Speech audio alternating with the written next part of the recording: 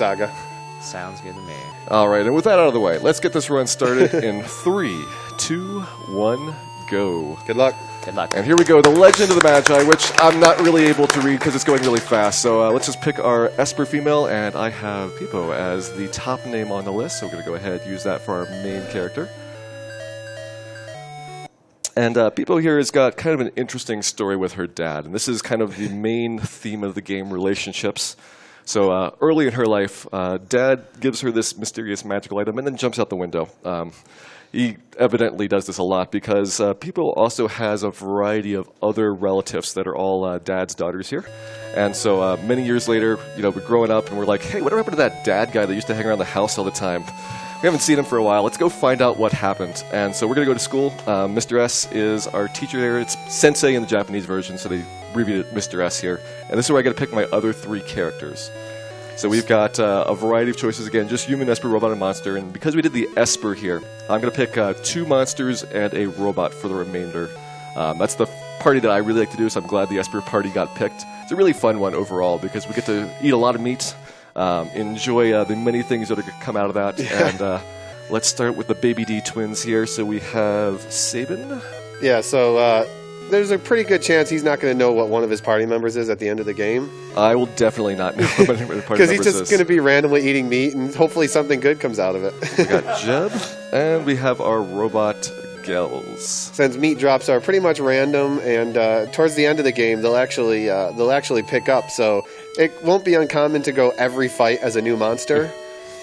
It's going to be a lot of fun, but first of all, we have to do the tutorial section. And my first bit of the tutorial is taking off all my equipment, because we actually want our characters to die relatively quickly. That's actually a built-in mechanic for the game, which is that I'm going to be running from most of the random encounters. And right now we're really slow, but I just put on an item to my robot to make him a little bit faster.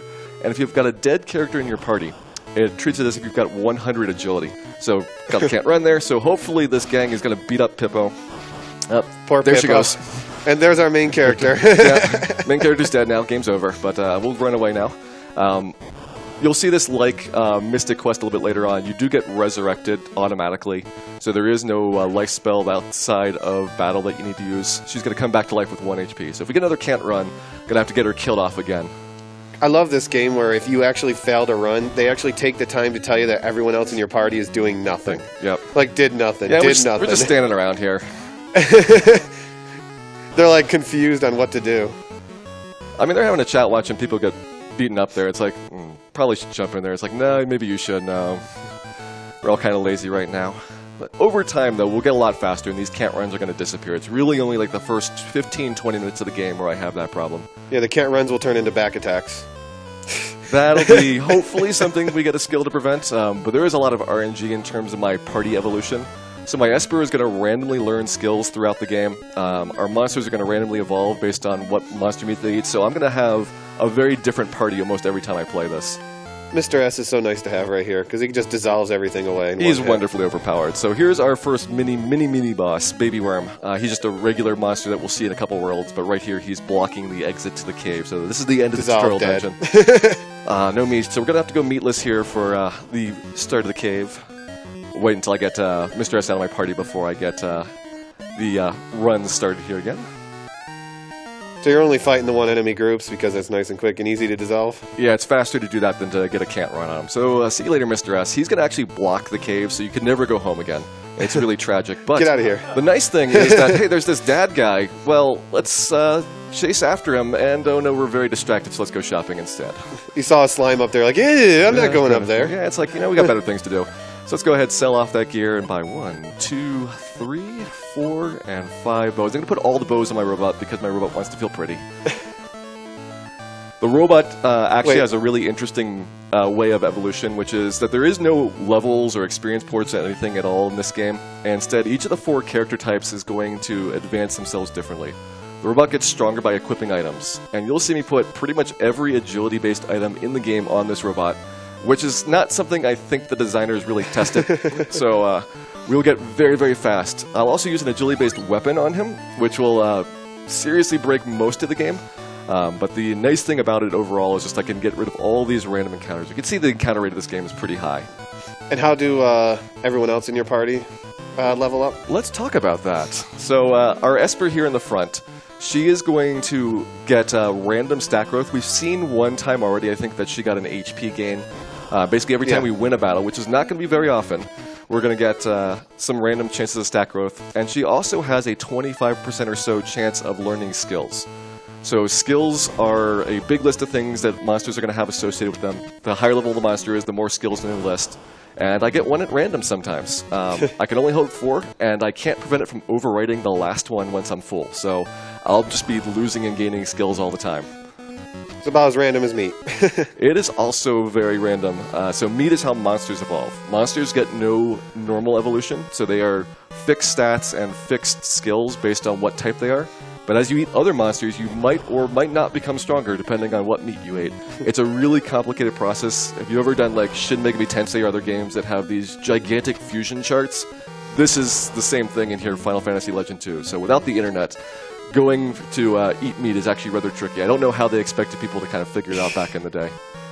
So yeah, you got 2 monsters. So one, you're just going to be randomly whatever you eat. The other one, you actually have a plan for. Yeah, the other one I've got a plan based on the bosses. So I'll have to get certain meat drops in the game, which will be that'll be a big RNG thing later on. Now I just picked up a whip, which is an agility-based item. So when I put that on my robot, he's going to get 4 additional speed, 18 additional hit points, and you'll kind of see that kind of throughout the game, where I just dump more and more equipment on him to make him more quick. But right now we don't have a 5th party member because Mr. S left. So I mentioned before that if you had a dead party member, 100 agility. Same thing if you don't have a guest. So we right now have super fast party compared to the enemies. So you're basically not dragging another person around behind you. Yeah, basically that's the thing that slows you down is having to just like carry them. They're so lazy. You have to pick them up and move them yourself. Same concept with their corpse. It's like, oh, we got to drag their corpse. So we must be faster because there's less weight or walk. I don't know. Yeah. Makes sense. All right, so I'm coming to the end of this dungeon here, which is the Relic of the Ancient Gods. This is not really a tutorial dungeon, but it's the first time that you don't have a guest NPC, so it's a relatively short one. Here we go. The laziest guards in the world. They've been hired to guard these 3 treasure chests, and they do take the contents out when I come and approach them, but they don't take them very far. They made it all the way across this hallway here. So now we can go and get them. So and you think there's not 5 of them, so they're actually moving pretty slow. Let's go ahead and grab a Power Magi, a Speed Magi, and a Mana Magi. Magi are the main quest items / buffs in this game, so I could actually put those on to buff my stats. But let's touch these guards right here for just a second. They worked really hard, so now they're really tuckered out, taking a nap there on the grass. It's a lot of running. I mean, those are probably very heavy-looking treasure chests, so I can imagine that they need a rest after that 15-foot journey that they took.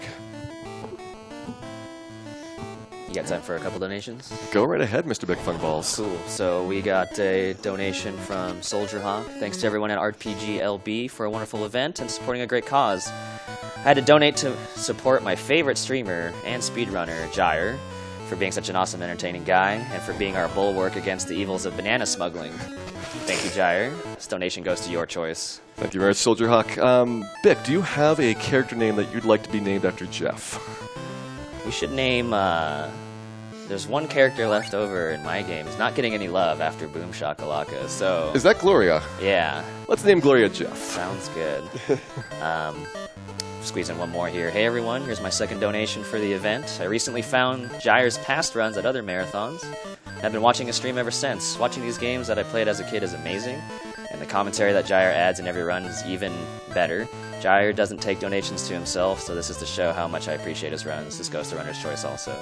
All right, some more Jeff love. Jeff Quest. So is there a maximum amount of items the robot can equip? There is a limit to the number of things you can have in your inventory there, so he's actually full right now. So he starts with a skill called Paralysis Poison Immunity, and I filled him up with bows and that whip that we just got there earlier. Now I have Key in the party. Key is the slowest character in the entire game.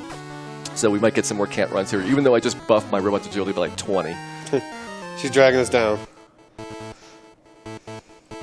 So the backstory about Key here is that basically there is a whole bunch of discrete worlds that Final Fantasy Legend 2 is going to be organized around, and she's kind of the guardian of the shrine here in our home world. So she's kind of our main NPC. We need to go solve her problem, and then we'll say goodbye to her, find the next person's problem, go solve that. We don't ever get any thanks, but you know we're saving the world one person at a time.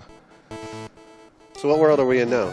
So this is our home world right here. We're right now in a place called Ashura's base. Ashura is one of the gods that's trying to take over the universe using the power of the Magi.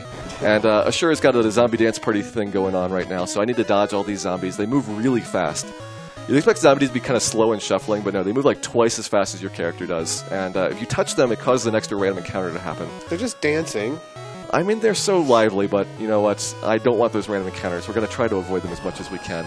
There's a few spots which are really tight for the corridors. There's our first can't run. Thanks, Key. I like to say that Key's got this gigantic collection of antique bricks she carries around everywhere. That's why she's so slow. But once we get her out of the party, we'll be able to run again. She probably ate the bricks. Probably got something indigestion. You know, I mean, something in her bloodstream.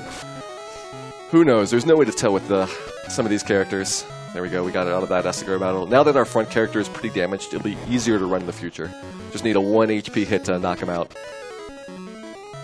Also, I changed to the cow snake here just so you can enjoy the monster sprite. The cow snake. I just come up with names for these things because it's hard to tell what they really intended. You have for to, because half these things don't make sense. I mean, it's going to get even more ridiculous later in the game. Or at least I hope so. We might see some really boring ones, but there's a lot of very good monster families that we can have throughout here. This is a really tight corridor here. This looks like we're going to need some good movement by these zombies.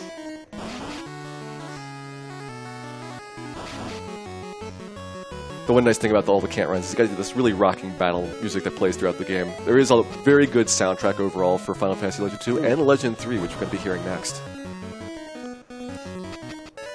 By our ever-busy Bick over there, working hard this morning. I can't believe he's hosting me and then immediately turning around and playing a really good game. Just after commentating the run before. Gotta show the love for Saga. Got it. I mean, Saga's a series that, at least in the US, didn't get a lot of recognition. It was always the side series. Final Fantasy Legend 2, I believe, is the most popular of the original sagas in Japan. Legend 3 for the US, but they all are really charming in their own special, unique ways. How stupid of you to come, Key. All right, so here's Rhinoceros. He's Ashura's flunky that got left behind, so we're going to go ahead, Thunder him. Thunder and Hammer do about the same damage, but Thunder never misses, so why would you ever do anything else? Poor Sabin. All right, there we go. Rhino died, and still no meat, but evidently that was a load-bearing Rhinoceros, so now the entire tower is collapsing around us. Banzai! And you gotta stop to open the chests while it's exploding. Why not? I mean, they're valuable, so we'll go ahead and pick up 3 more Magi there, and then finally, just seconds later, the tower does collapse, so we made it out there just in time. And takes out half the mountains around it. There we go. We made it up there, so finally, goodbye, Key. Take your bricks with you, so we'll finally be able to run again, and we'll head on to our next new world. So this is the world between worlds, this little crystal area here. And so all the worlds are joined together by these beanstalk things. I think they're like Yggdrasil roots or something, but I call them beanstalks. We got time for a couple more? Yeah, go ahead. Cool.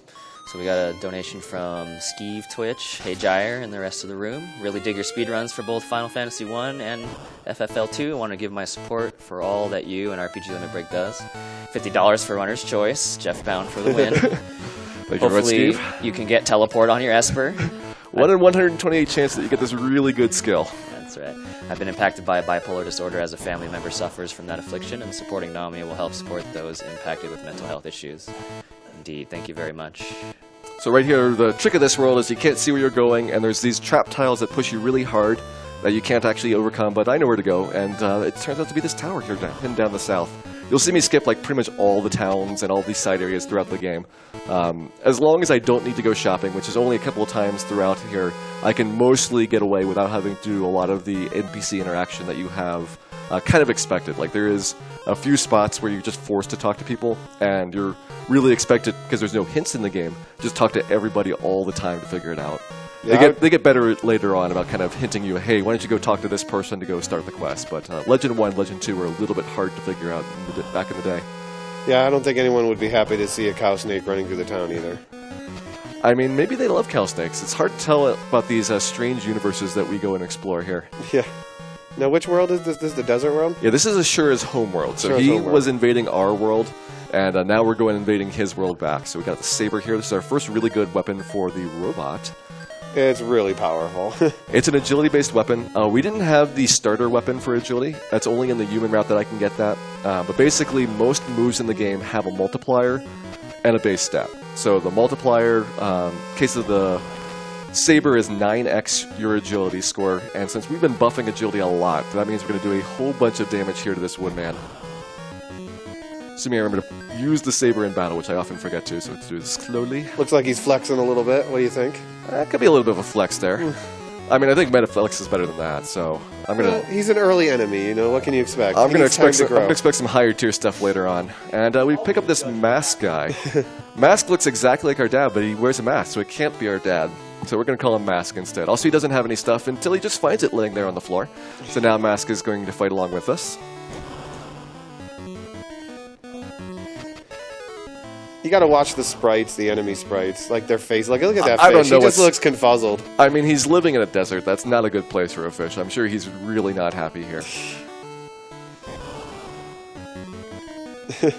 And there's Dancing Zombie. He's always having a good time. He looks like he's a little bit tired out from all that dancing earlier, but the flower is really upset about something. So he's got stuck dancing with a partner that won't stop dancing. I've been skipping most of the treasure chests because the rate at which money increases is very dramatic. It like doubles between worlds for what an item is worth. So until you get close to where you need to do shopping, you want to put off collecting things as much as possible. Also, we got a can't run because Mask, aka Dad, is a little bit slow. He's not nearly as bad as Key or Mr. S will be, so usually we don't see too many of those. Yeah, there's not a whole lot of shopping you do in this game. Usually it's just a handful of weapons and some healing things towards the end. Yeah, I mean, you try to reduce going to town as much as possible just because you have to walk all the way across town to get to where the shops are. And a lot of equipment you can get that's decent is actually not too far off the path, so... Yeah, I grabbed the magic potion there. I'm going to use that later for my Esper. And we're going to get set here for our first real boss of the game. This is Ashura, one of the gods trying to take over the universe, and he has a variety of different roles. Legend 1, he's a pretty important character. He's the guardian of the tower. That's kind of the central thing for the game. Legend 2 here, he's a pretty major boss. He's doing good. He's got an army and all that. Legend 3, Bic's going to show he's a pretty big joke. He's like a mini-boss on the way to more important bosses. He literally gets more insignificant as the series goes on. Spoiling my game, man. Bet you in Romancing Saga he's a random encounter. I'm just like foreshadowing now. Flame there, that's the one move we didn't want to see. Most bosses have a I win move. So he killed pretty much the entire party except for Mask here. So we're going to reset and try that one again. Yeah, he's going to save before every major god because they all have the one, like, I win button. Yeah, it's like a 90-95% chance of winning. So I'm sure for the marathon we're going to die on like every single of the bosses. You don't want to actually die. There is a retry mechanic for this game, but it cost me like a minute and a half, so it's much faster to just save and reload. It doesn't help that you go in the fight with everyone at 1 health. Yeah, I mean, they died in 1 hit anyway. Like, he's doing 450 yeah, damage, and we got 45 hit points. I blame not getting enough meat. You haven't got enough protein in your diet to grow up. There's the flame again. Let's see if Robot lives. Yep, we're down to just Mask again. This time, though, we did have some more rounds beforehand. Well, let's try it a third time. 95%. 100% of the time, it works pretty much never. So let's go and take Ashura down. Hopefully we don't get this problem on the last boss, which is a much longer fight. That's the one that's a little bit more random, probably about a 75% chance of killing the last boss. But again, you just save beforehand. It's a very forgiving game for that regard. I mostly want him to use 6 arms or just like a random attack against my front 3 meat shields. I got 3 people in the front of the party. So as long as he doesn't flame, we're usually pretty good.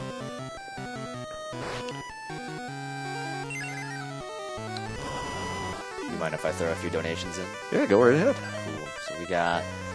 I'm going to butcher his name, but he knows he's my boy. We got $100 from Jano's. Jano again. Just wanted to enter the raffle for the prize I'm offering. It's a nice prize, and I wouldn't mind keeping it. Reminder to everybody that Kingdom Hearts incentives aren't met yet, so we can show a little love to that for sure. We got... $30 from Monkey Breath. Hey, Gyre, good luck. And just say no to bananas. Thank you very much, Monkey Breath. And one more, $25 from Lorvanos. Good luck, Gyre. Love what RPG Limit Break is doing for Nami, and good luck on Watch Your Meat first try. And thanks to Lorvanos as well. So I just found out this terrible news that Key is deathly ill. And for some reason, we're actually going to go save her. So we need to get a microrizing device. So Ashura shrunk his minions down to a really tiny size and used them to invade Key's bloodstream. And Key's Helper Fairy told us the microrizing device is the only way to fix her. Key was just passed out there on the ground. That's why we didn't talk to her. I think they should at least put her in a bed or something. It's kind of rude. Well, she's passed out. You know, she's comfortable where she was. Hopefully she just got some blankets or something. It looks really cold on the floor. So Giants World here is going to be our third world to get to. So we just left our home world. Going to head back over to Ashura's world. And once you've beaten worlds, there's these little bridges that open up. So you don't have to go into the world itself to go and cross over to the next one.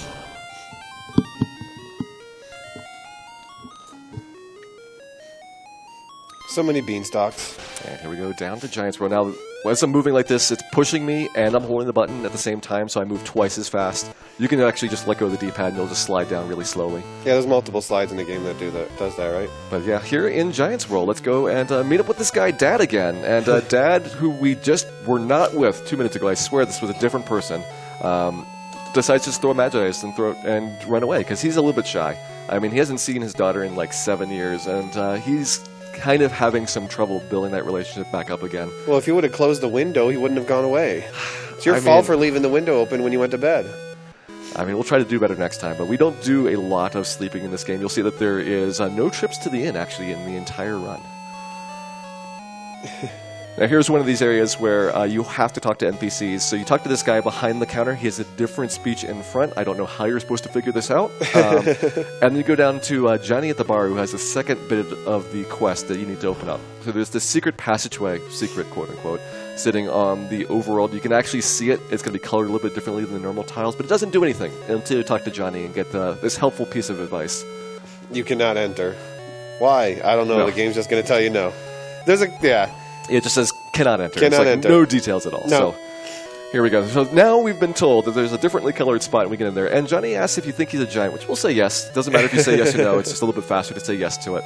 And the backstory here is that if you say no, I'll give you another clue. and that's all he says. So like, there's no real story there. But what I've kind of inferred is that there are no giants in the world. So even though there's a giant's village, there is like no giants walking around. So where are they? Well, they have this shrink technology. Maybe that's how they're blending into human society. And so Johnny's really sensitive about the subject being brought up.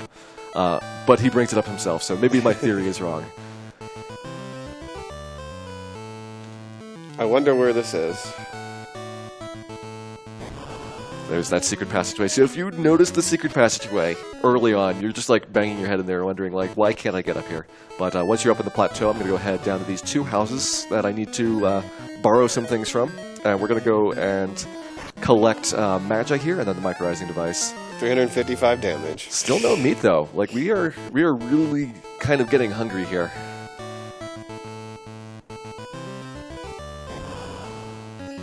So what's the point of collecting all of this Magi? So you need Magi to advance in the storyline. So there's a bunch of locked doors which are going to check your Magi count to determine whether or not you can progress. And you have to get every single Magi to advance on. So there's no way to really miss things. You'll pretty quickly run into a door and say you cannot unlock this door. It just says locked. Again, it doesn't really explain anything about the Magi.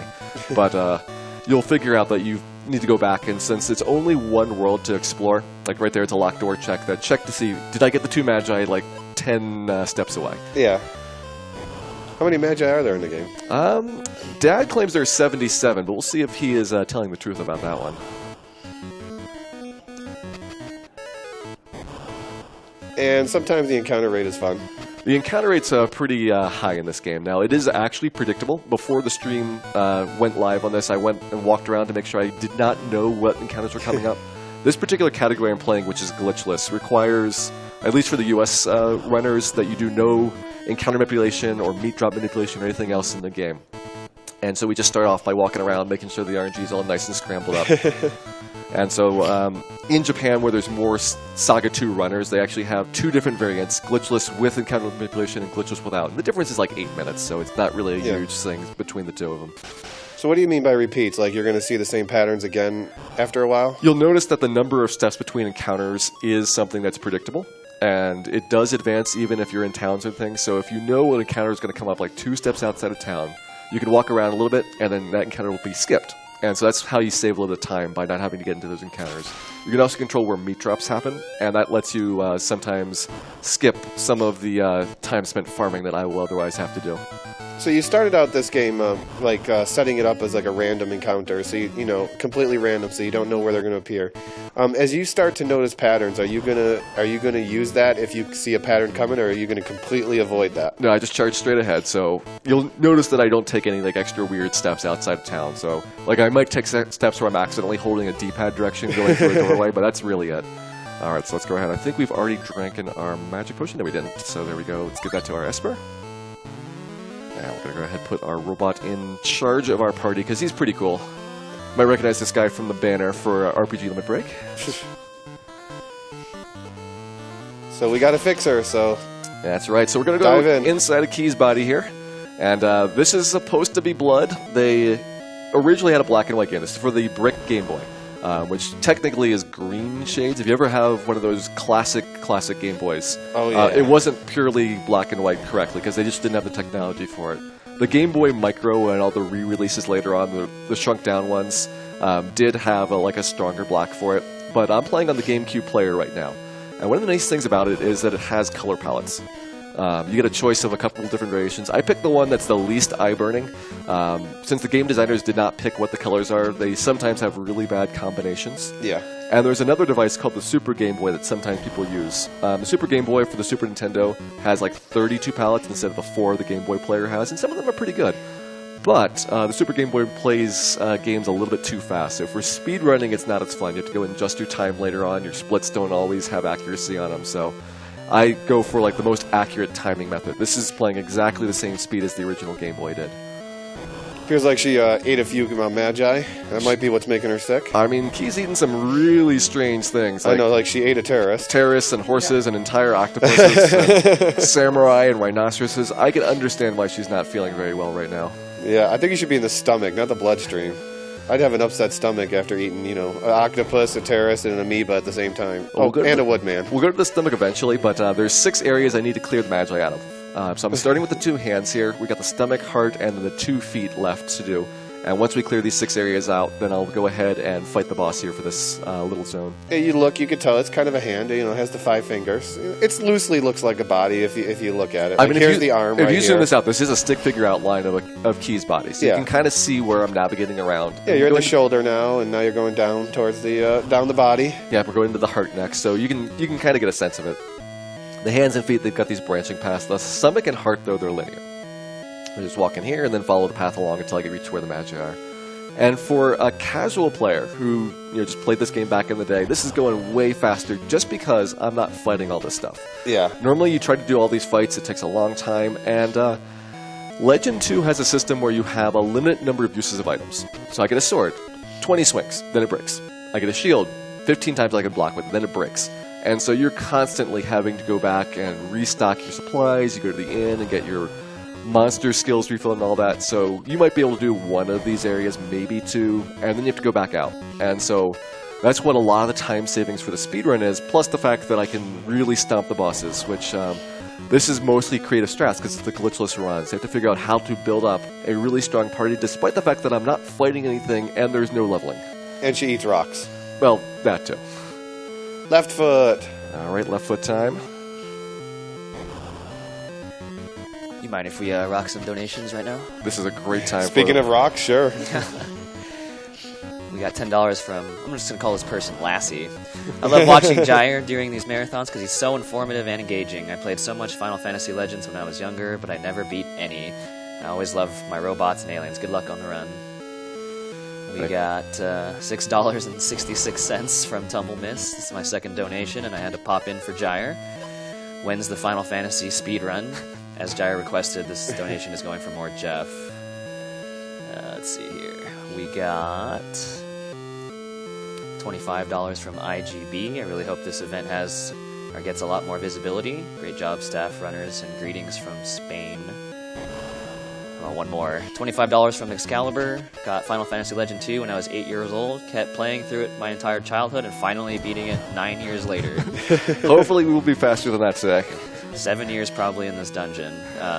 Makes me very happy to see it getting wrecked in a marathon and for such a good cause. Thank you very much. And thank you everybody that's donating. It's really appreciated throughout the entire week. All these donations do make a very big difference.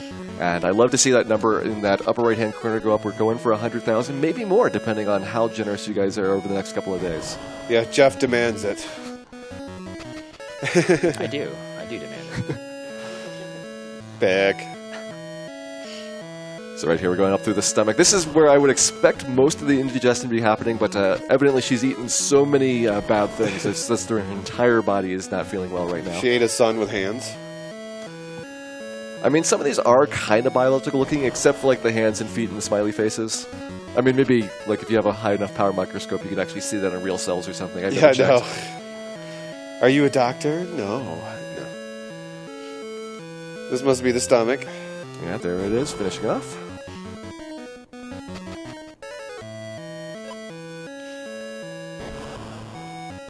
Why don't I squeeze one more in here? $25 from Twali Amalar Hijire. Good luck on the run and on stopping that dastardly banana smuggling operation. Thank you very much, Swally. Donation goes towards good taste for FFL3. The Demon Chocobo's influence must be resisted. What? Agreed. Someone has sense out there. Not me. I'm all for this Demon Chocobo guy. Post your Demon Chocobos, by the way, if you got those in chat. So he's almost done. Yeah, we just collected the last of these 6 mini magi here. We're heading up to the head to go finish off Key's little problem. So once we've done our invasive robot surgery, she's going to feel much better. It's a much more than a little problem.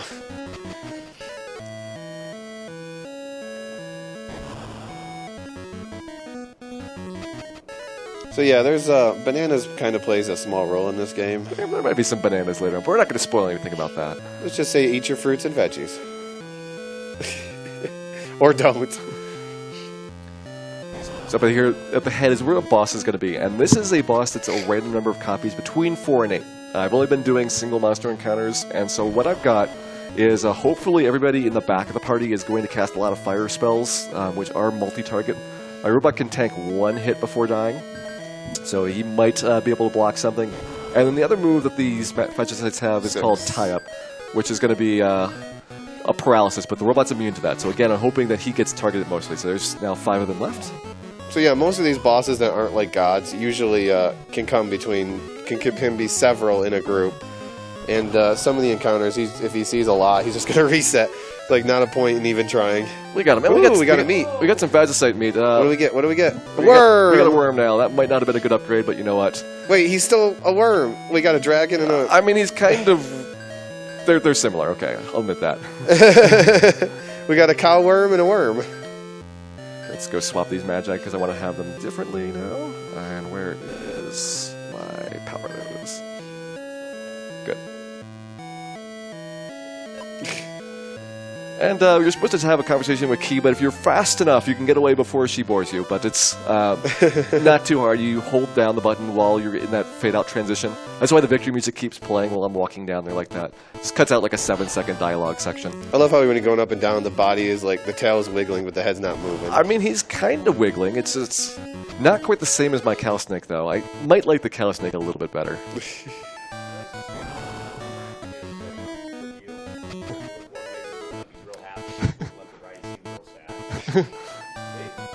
He might be having some mood swings here. It's hard to tell with this guy. And with that, we've finished our homeworld. Again, we still can't go home because Mr. S is blocking the cave. He's just standing there with his arms crossed. Well, he doesn't really have arms, but whatever the equivalent of arms that pile of goo has, they're crossed. So are we done with Key now? I hope so. Is she going to get into more trouble? We're just heading on to our next new world, which is going to be Apollo's world here. Apollo is the second of the gods that we're going to meet. And he's a big old meanie. Apollo, though, does have wonderful hair. He reminds me very much of Bick. Just kind of the hair blowing there in the blowing breeze. In the wind, inside. So, are you going to every world, or are you able to skip worlds? I will be going to every world in this game. Okay. There is a glitched route, which is very different than this. It's about 40 minutes long. No real gameplay because it's entirely manipulated. Look at that hair. Look at that. That is Bick in person. If you've ever met Bick, that's just exactly like him.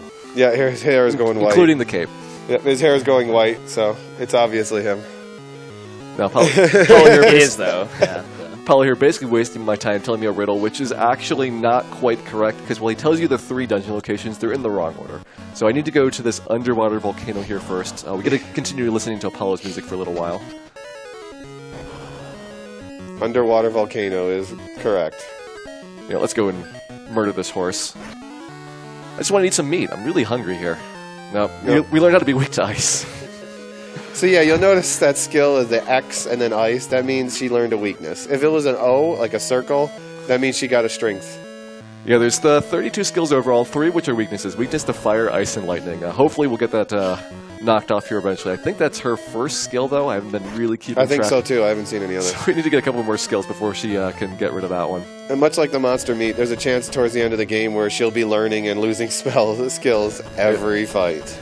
Yeah, I said 25%, but that's like roughly. It's kind of adjusted by the difficulty of the monster. So early on, it's a lower chance of getting skill meat drops, and later on, it's ridiculously high.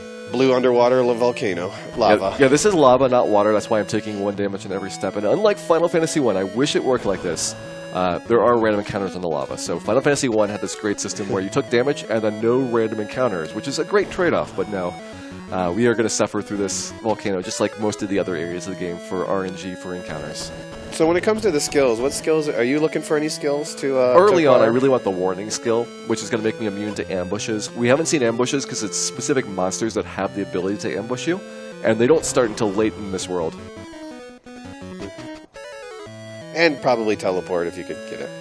There is a monster coming up at the end of this world that has a skill called Teleport. It saves like 5 minutes in the speedrun, 1 in 128 chance of it dropping. I saw you get it in practice. That was a little bit later, but yeah, we did did a practice run, and I got Teleport. It wasn't the first opportunity, so it would only save like a minute or 2, but still, it's like, come on. Still 1 in 120 chance for that one as well. Maple Man. Inside a volcano. There's some bad life choices by some of these monsters. So we're going to go ahead and grab a couple of Magi there, including the important True Eye Magi, which I need for this next dungeon. What's True Eye do? It will help me see things better. And if this is what seeing things better is like, you don't want to know what seeing things worse is. Oh, yeah, this dungeon. That's right, coming up after we go sliding up our steps here, we're going to go visit the animated checkerboard Disco Floor of Doom. So if anyone likes checkers or chess, this is the perfect dungeon for you. This is my favorite back end of the game, by the way. You see well with True Eye. This is what you see. And yes, it's going to do this to the entire dungeon. This is the floor of this dungeon.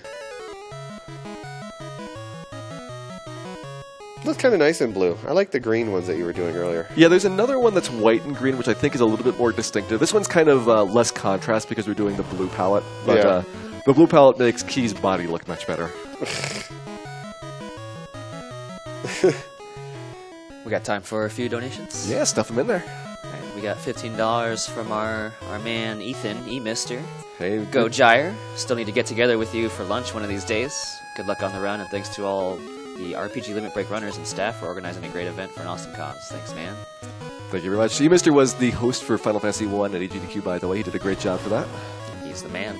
$10 from Sakatana. Hey, Gyre, haven't been able to catch your streams lately, so it's awesome to see you around here. When is Final Fantasy Legend 1? Put this $10 wherever you like. All right, we got some more Jeffs then. And Legend 1. We will hopefully see some Legend 1. I was on backup for RPG Limit Break by Mr. Big Fun Balls. Mr. Saga himself.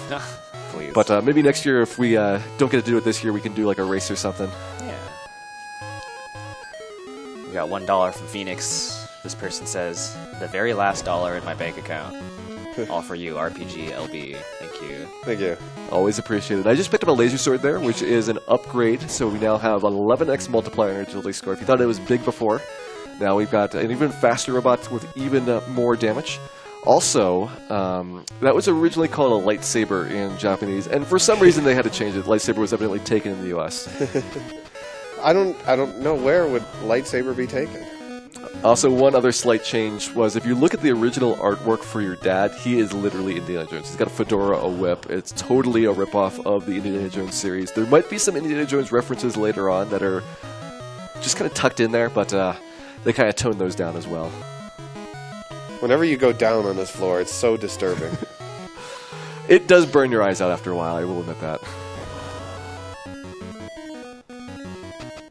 It's more disorienting than anything else because it's not actually pushing you around. Unlike the staircases that you'll have throughout the game, this one's just a visual effect. So you kind of expect it to be moving with you, but it just kind of fools with your mind for a little bit the first time or the 21st time that you see it. Whoever thought this was a good idea? Oh, there are plenty more backgrounds in this game. They really did the backgrounds to distinguish it from the normal tile set that you can walk on, and that's because with the limited color palette of the Game Boy, you really need contrast in order to distinguish walls from walkable areas, and so animation was a great way of doing it. Back door. It just is a little bit different when you have color. Now, this is the troll dungeon. There's two entrances. I took the back door entrance because the front door entrance, which is the one that you can see from the beanstalk and from the town, doesn't actually take you down to where the boss is. Haha, funny. So you have to go and find out the backdoor entrance, which you probably are going to spend like an hour before you give up, and then go and discover this back section. This is where you get stuck on the front section. That towards just the end of it. At least you get a chest out of it. You do get items, which is why it kind of fools you into thinking that it's the real part of the dungeon. Or the back end here. No, you don't get nothing. Yep.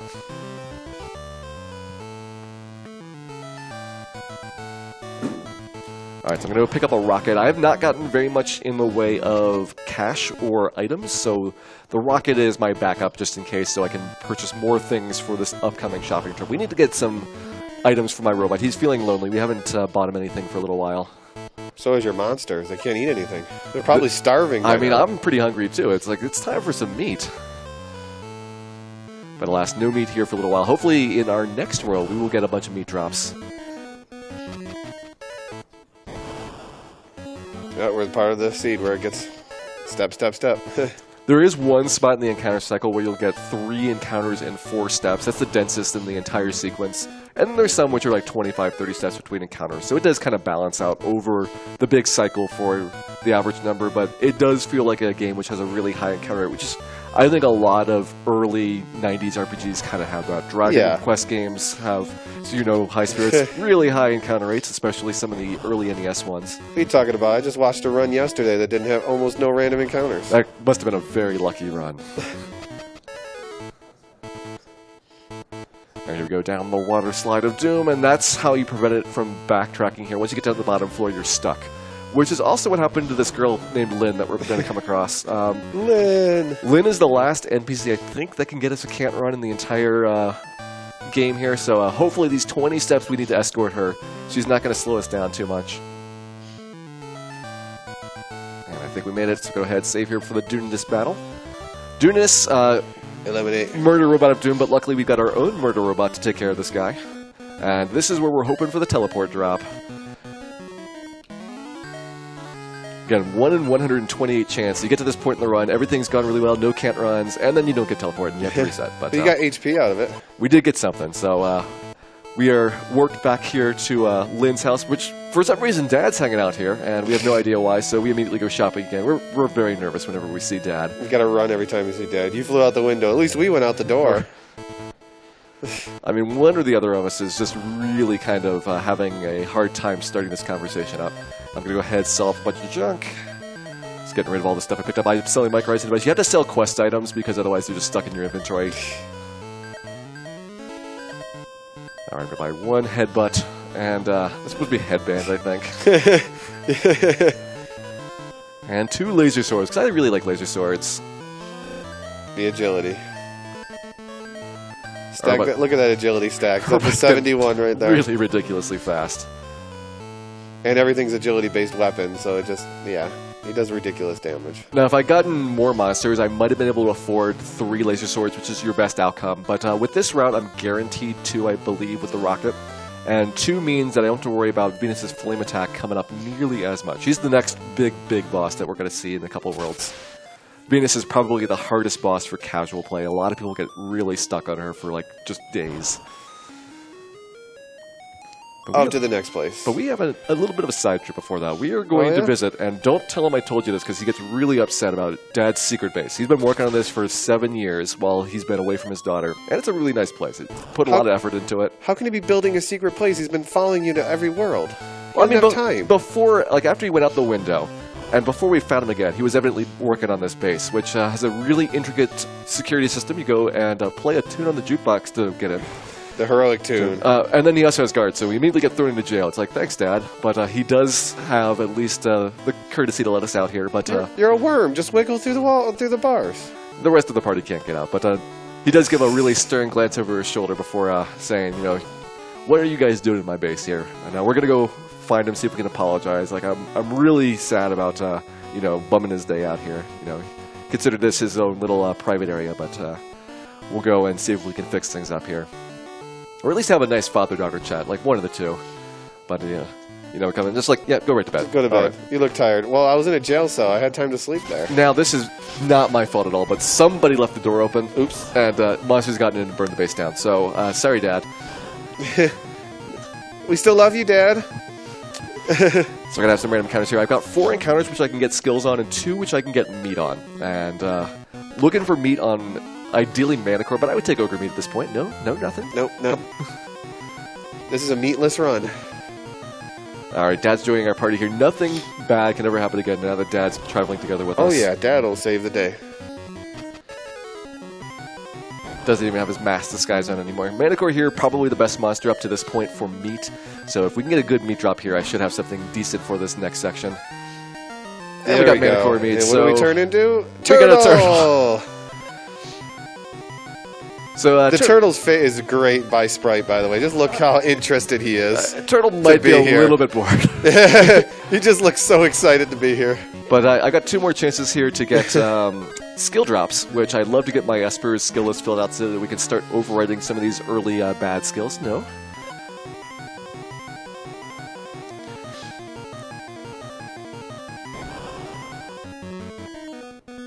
Obake. It was actually Obake, which is just literally Japanese for monster.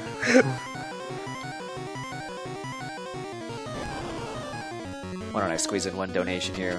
We got $20 from Ben Show Sly. Says a donation for Nami, but also to root for my favorite, El Magus, for the Mystic Quest race. Sorry, Vic, you're not going to win that one. All right, and this guy got was standing on the overworld and somehow still surprised us. And shot you with a bazooka in the face.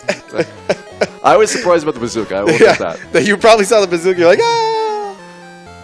But he was evidently the leader of the invasion force. I remember Lynn, who we were with like 90 seconds ago. She's been kidnapped. She needs rescuing again. So we have to go to Ninja Ambush World to go get her back. And as you might guess from the name, Ninja Ambush World, not a fun place to go on a vacation. Especially without the warning skill. Yeah, so there was a slight chance I would have gotten warning and been immune to ambushes. And that's really going to be important for Venus's role, which is the one after this one.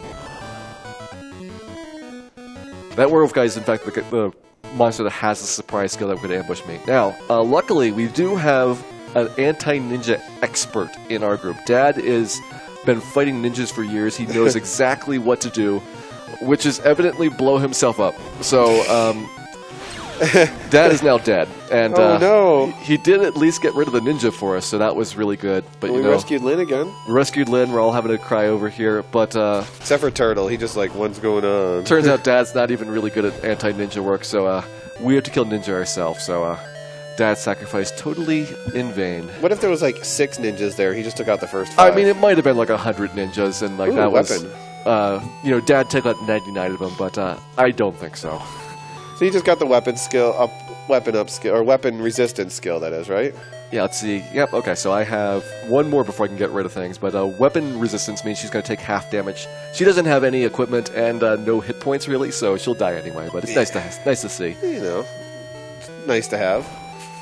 So we got some backstory there. Evidently, the reason Dad was at Lynn's house is because Lynn's dad was also in your dad's army, and he died tragically, probably against ninjas. Wait, your dad had an army?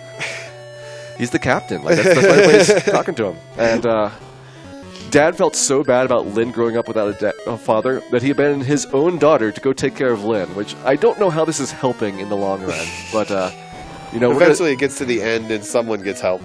we're still going to mourn Dad nonetheless. Sad music's still playing up until now because, we've forgotten this Dad guy already. New world. We got worlds to explore. We can't think about Dad. And I did get warped back to Apollo's world there. That's where Lynn's house is, so we have to go trek through the worlds again. So this is going to be Dad's base, Ninja Ambush World again, and then on to our next new world, which is going to be Venus's world. Well, we do have our own Ninja Turtle in the party. I mean, there is a official Ninja Turtle later on, so I don't want to claim that we have the Ninja Turtle, but he might be. Well, there's 4 of them. We can have one. And here we go, Venus's world. Of all the gods, I think Venus is doing the best job because she's actually got civilization here. I know, she has Everyone buildings else and has got like everything. a dirt hut and some farmers around there, and she's got like skyscrapers almost tall enough to have Escalators. Apollo fit inside. Yeah. Like, Escalators. you need a really tall building for Apollo to be able to stand inside of it. Also, speaking of Apollo, remember that jerk there? Well, she's a jerk too, so she's going to tell us to go away and not help us at all with this Magi quest. We need to figure it out all by ourselves here. I think all the gods are pretty much jerks. I think we've come across that. They might be. There might be some commonality there. And there's some people there, but we're not going to bother talking to them. They don't seem important quite now. We want to ride the escalators. That is a lot of fun. They are going... it kind of looks the opposite direction on the screen. It's really tricky on the eyes, so... you have to go on the correct one. It's an up escalator and a down escalator. Yeah. And you can't go fast enough to go the wrong way on them. Those look like banana trees. Not yet for the bananas. Come on, hold it in. Instead, we're going to go visit Dirty Village. This is just the place where all of the beautiful people that got kicked out of Venus's city have to go live, including Leon, who is my least favorite NPC of the game. Leon, unfortunately, tells us this terrible story about how he got kicked out for having a bad leg, and you have to talk to him or else you can't go into the sewers. And it doesn't explain this. There's just this tile that says, cannot enter. It's like, well, why can't I enter? Cannot enter. Just can't enter. And it's like, okay. But Leon is the quest trigger that activates it. You talk to Venus first and then Leon, and then suddenly you can get inside, which is where our first set of Magi are going to be. I guess, when you finally want to, don't want to put any thought into something, you need a shortcut, just, you don't need story, just say, you cannot enter. So here's the sewers. Nice, beautiful blue water in the sewers. Looks better than lava. It is the cleanest sewers you've ever seen. It has hornets floating around, so I don't know. Might be infested with some monsters, but otherwise very clean. It's so clean it's infested with monsters trying to take a bath. I guess that makes sense. And then you come and you interrupt them. Alright, I'm going to go ahead and grab an item here and also fight the Hermit Crab. This is required to get a key. The only time the entire game there was an actual door with a real lock and a key on it. This is right here. This is not the boss. I know, I was like, where's the Hermit Crab? So this is a game where random encounters have priority over the bosses. So if they're on the same tile, the random encounter pops up first. Don't ask me why. It's just really confusing sometimes. So there's the key. Go ahead and grab that and head on out. Hermit Crab meat would also have been really nice. He's the next upgrade past Manicore. That's a tier up from what we've seen in the past. I don't know. Excited Turtle looks like, he doesn't want to give it up. I don't know. I think there's plenty more monsters where that came from. Yeah, like many more turtle sprites. Upgraded turtles. I mean, I want Smug Snake, Happy Fish. There's like so many good ones in the late game. I know. Go ahead, grab 3 Magi here out of 4 treasure chests. The 4th one I don't pick up, monster in a box. And since this game has no levels and there are no items after grabbing the monster, there's really no point in fighting those. Like, maybe you've got a slight chance of getting a skill, but you could walk 4 steps and also get a battle, and that'd probably be a faster way of doing it. Downstairs here we have another 3 treasure chests to pick up, and if I had the teleport skill, again, 1 in 128 chance of that happening, you'd be done with the dungeon right at this point.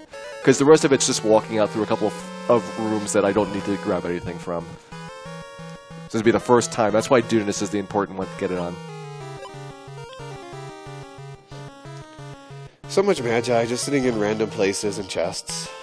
You'd think it would be an important item that, gods were fighting over. I mean, I don't know why they can't find these things. They're just, like, all over the place. I can find, like, a Magi every single minute here. I don't know, maybe they're just not looking hard enough. They're too busy standing there looking smug in their towers.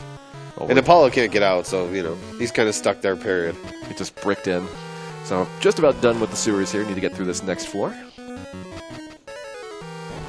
There's the 3 out of 4. That'll happen a couple times throughout the run. Yeah, we looped around the encounter, right? What is it, like 256 steps is the encounter? It's some number of encounters before it's going to loop around again. There we go. I cut underneath the wall. There's a few areas that look kind of like you can't pass through them, but they're actually kind of 3D-ish.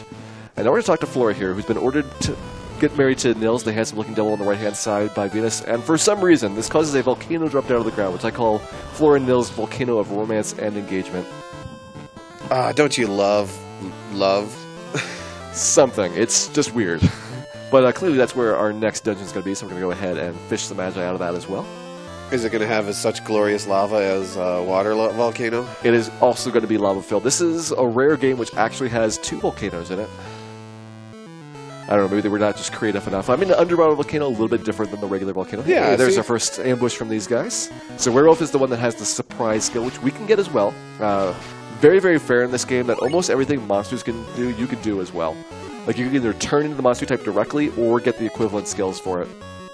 And since we don't have warning, it's like a 1 in 4 chance of us getting an unexpected attack there. 25% ambush. I say 25% for almost anything because that's basically what the game used for most calculations.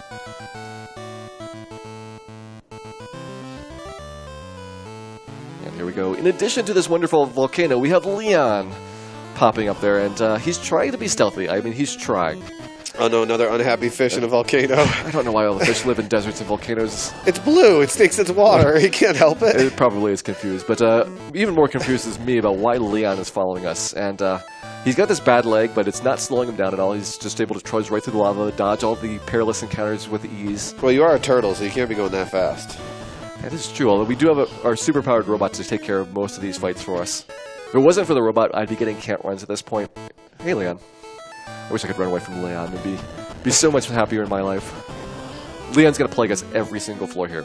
He just continuously comes up and creeps around, and it's like, you have to turn around, stare him in the eye, and say, Leon, go away. We're trying to do a speed run. And then he'll finally slink away, and we can continue on. And of course, that means he's going through all this lava, too, so...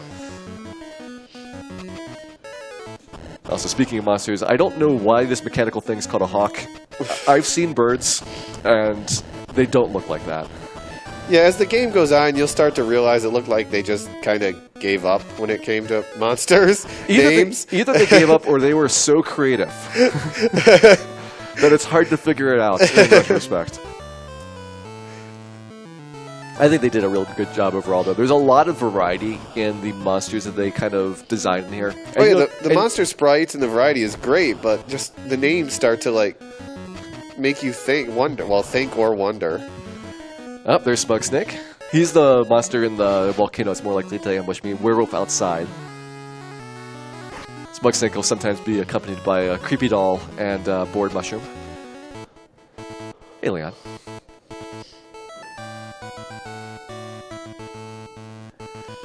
You mind if I sneak a few in? This is a great time. You got $25 from Avon Chaos. Can I put this donation to FFL2 Haniwa percent?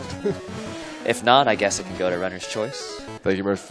Evan. So, Haniwa is a hidden super boss in this game, which is way harder than the final boss. I've gotten Haniwa 3 times during speedruns, beaten it twice, which is really unexpected. I was not expecting to even come close to it. And if you get really lucky, it's like a 1% chance of seeing a Haniwa, and a 1% chance of it dropping this item called a 7 sword, which is the best sword in the game. I've never gotten the 7 sword, but who knows? Maybe we'll get a Haniwa here. I can't control it. Where does it appear? It's only the last floor of the entire game. Oh, okay. And yeah, it's got more HP than almost anything, and regens 1,000 hit points per round.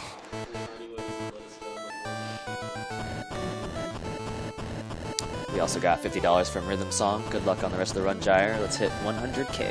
Hey, thanks very much, Rhythm Song. Indeed, thank you. Chimpagno. It's a mushroom.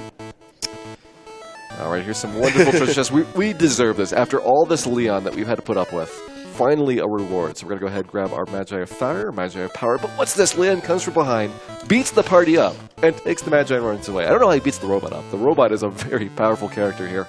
But evidently Leon is even tougher, so we're going to have to go after him. But before that, we're going to go to a wedding. There's a buffet, reception, open bar. You know, we need to relax a little bit after that really harrowing volcano. And back attack. And more surprise attacks. Soon, though. Soon I'm going to get the warning skill guaranteed if I haven't gotten it on my Esper already. And then the surprises are done for the rest of the game. Yeah, keep wishing. Just a little bit longer.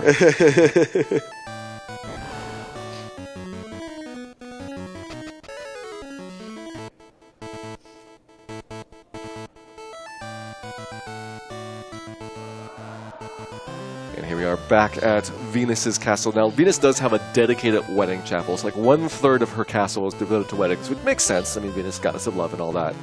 But it's just kind of interesting that she has so much space for it. So we are on to the wedding chapel. And on to the reception. Now, we were invited. We're not crashing this wedding. So, even though she wanted nothing to do with you, you're welcome to the wedding. and this is my favorite song of the Incredible. This is the prelude, but after this is a song called Burning Blood. Oh, Flora and the Fiend and Leon. Just rocking out here. Also, there's a lot of dialogue.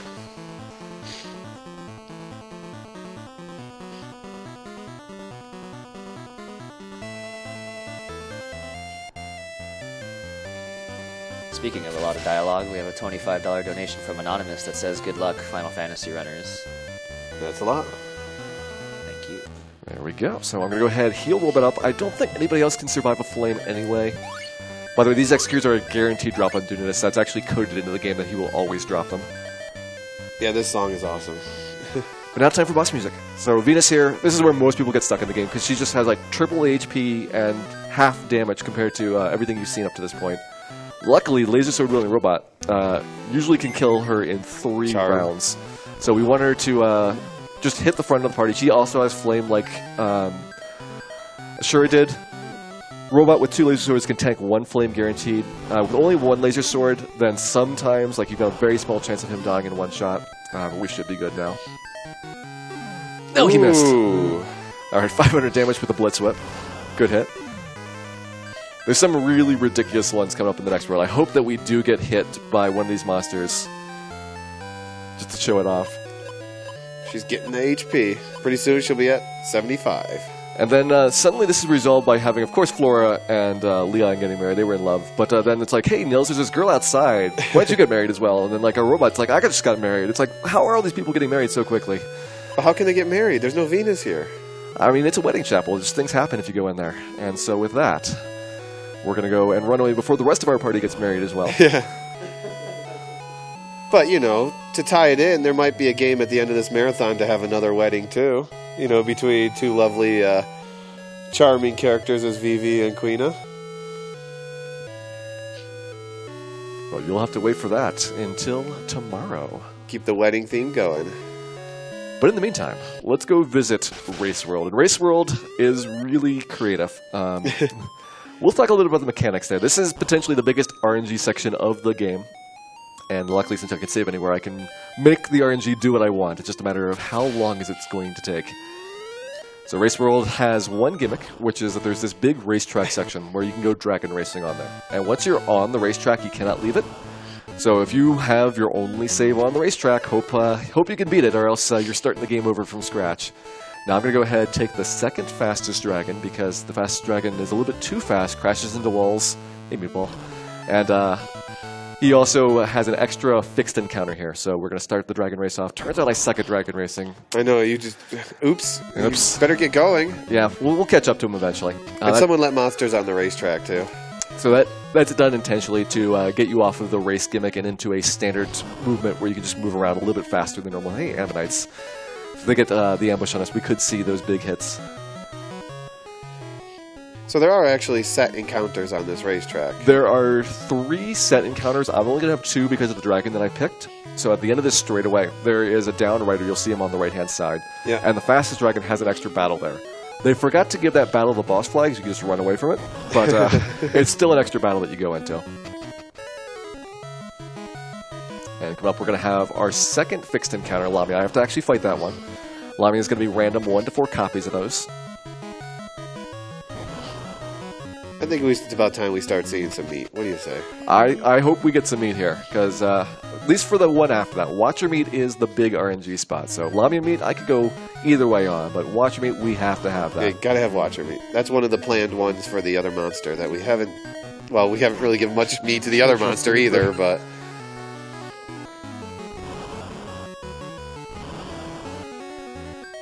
Flame's so good. I mean, really, Robot's doing all the work here. I know. Oh, we got poison resist. Alright, so I should have 4 skills here I can get rid of. Oops. Get rid of the weakness just a second. Now, put your guesses in about how many tries it's going to take. It's a 1 in 4 chance. So 4 would be a good guess. Obviously, 1 is a great thing for a speed run. My record is like 25, and hopefully we don't see that here today. But it's kind of fun just kind of going through all the watchers, seeing how long it takes to get this.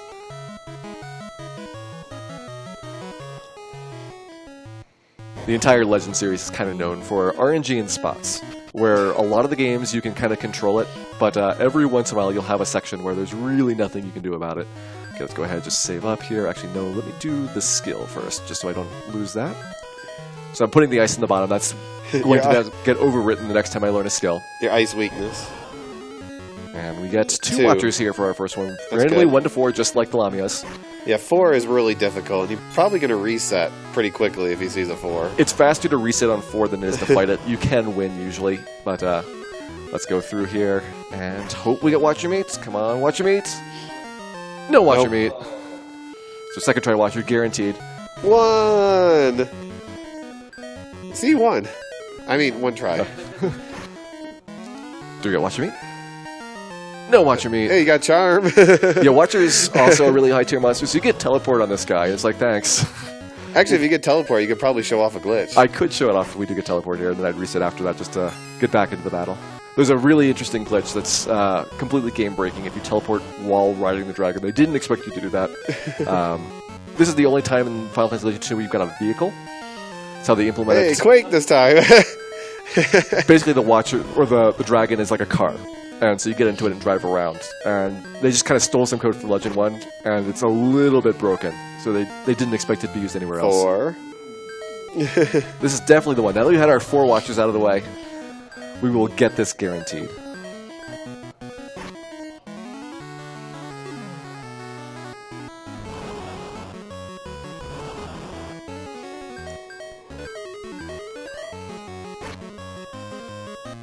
Watch me?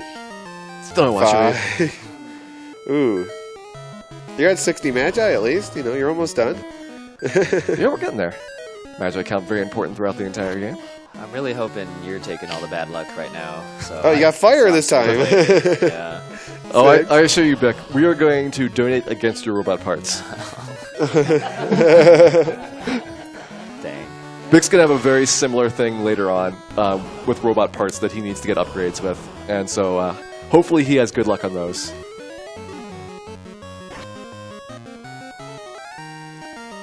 Still no watching. 7. Ooh. Once it gets to double digits, that's when you're like, yeah. Something really is not happy with you. And we'll reset for the watcher, 4 watchers, so that does count as a try. So that's 8.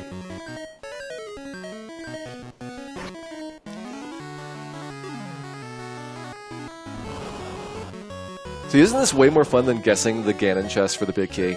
And it also goes up to 22 often. There we go, watcher. So now we got a watcher. And Quake. we went from one of the weakest monsters in the game, which had 45 hit points, no real moves, to a watcher, which has 614, I believe, and some really good skills. Also, we somehow won the race because everybody else died while we were busy grinding on watchers. Yeah. So Quake is probably an actually somewhat decent ability to give her. Immunity to Quake is what we got there. It wasn't the Quake spell. Oh, okay. I thought you got the Quake spell. And Immunity to Quake is only useful if you get a Haniwa. That's the only monster that I think I fight that it's going to Quake me. I'm calling it. This is the time. Well, you're going to lose Quake anyways soon. I might protect it just in case, you know. Yeah. Here we go. Just for you, High Spirits. Marathon luck. We'll save the Quake. She don't need flame. She's never going to use. She never does any damage with it anyways. And we're going to move on to our next new world, which is my favorite world of the game here. And this world is Edo, which is the old name for Tokyo. And it's got a little bit of a strange story for it. So, Banana! It was in the Japanese version of the game based on the Chinese Opium Wars, which is a real event historically that, I mean, I guess Japan's somewhat near China. It's in Southeast Asia. But the Chinese Opium Wars were this series of battles about drug smuggling and about opium addiction and how it's destroying society. And that's a really difficult concept for an early 1990s Nintendo game. And so when they did translation to the US version, they replaced all the drug references with the word bananas. Just like in the middle of sentences, it'll say, I've been taking some bananas. And so it's really, really strange if you go and read it. about why bananas are banned in the society, and there's all these problems about bananas, and we're going to meet Hana in a second here, the head of Banana Detective Agency. Also, my watcher has this beam skill which destroys entire monster groups. It's really good. The bananas. There you go. Here's the head of Banana Detective right there, Hana. We'll find out more about her backstory in just a second. We need to go shopping, of course, first. Wow, she's cool. I mean, wouldn't you want to be a banana detective? Exactly. It's like a whale biologist. You want to be a whale biologist or a banana detective? So the only key you'll ever need in the entire game. Yeah, I'd sell the extras as well. I don't really need those. Cat Claw. Cat Claw, by the way, a runner. Spelled with a K for the official Cat Claw for Twitch, but Cat Claw also did a lot of routing for Final Fantasy Legend 2. I mostly used the Japanese routes, and then I looked at Cat Claw's notes for the translations for those, for some of the things that I did early on for starting my route of this game. Oh yeah, I know Cat Claw from actually doing some Dragon Warrior 2 manipulation work. A wonderful streamer overall. Now we're going to go and meet Hana again in her house here. She's going to tell us the backstory about how she became a banana detective. Evidently her dad, also a banana detective, brutally murdered by a banana smuggler named Echigoye, or so she claims. Yes, these guys are smuggling bananas. So we need to go find proof that Echigoye is the evil man bringing bananas into the town of Edo. How dare you bring fruit to our country? I mean, it's got to go through customs. That probably is a really difficult thing. Look at that sword. He just... I'm just going to kill it. It's smiling at me really weird. Ooh, meat! We got some sword meat. So evil pie! So now I got a really evil tree here. And this guy is just walking around flexing and screaming all the time. He reminds me exactly of Metasigma. Just like, look at him. He's flexing and... Always yelling and flexing. Which is great, because we need to beat up the shopkeeper right now. And so this is where we find out how the banana boat is coming into town at the South Harbor.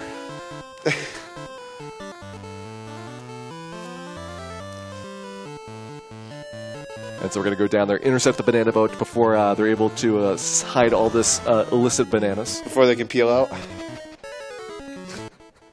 I don't know why I invited you for commentary, my spirits. You had to know puns were coming at the banana section. Come on. All right, here we go. Kame is the kind of assistant to Hana. He's part of the Banana Detective Agency. He's really a Teenage Mutant Ninja Turtle. We're going to find out more about him later on. But he kind of goes undercover and investigates banana smuggling incidents. So you're saying there's a whole bunch of people working on this? Yes. No, I really did invite him to do banana puns during this run.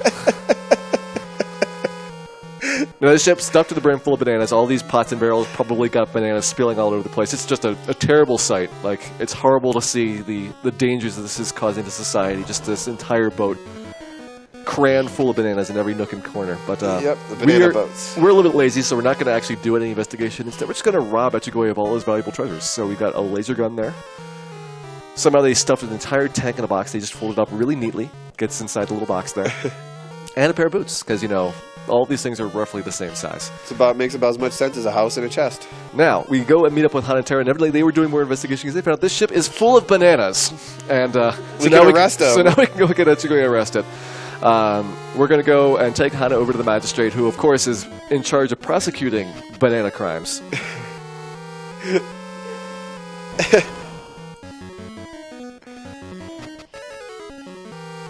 And bananas are so popular, they attract all the monsters. Now, if I had teleport again, we could skip this backtracking here. This is why teleport saves incrementally a little bit of time over the course of the run.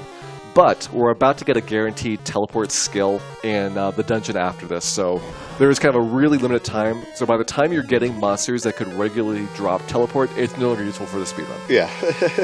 It's like, thanks. All right, we made it off of the banana boat. You can tell it's a really evil place because it's got the evil, ominous music playing in the background. Back on the dock here, which Kame has gone off to, I guess, his next mission. But he had no idea where some of these NPCs go sometimes. We are going down to the magistrate.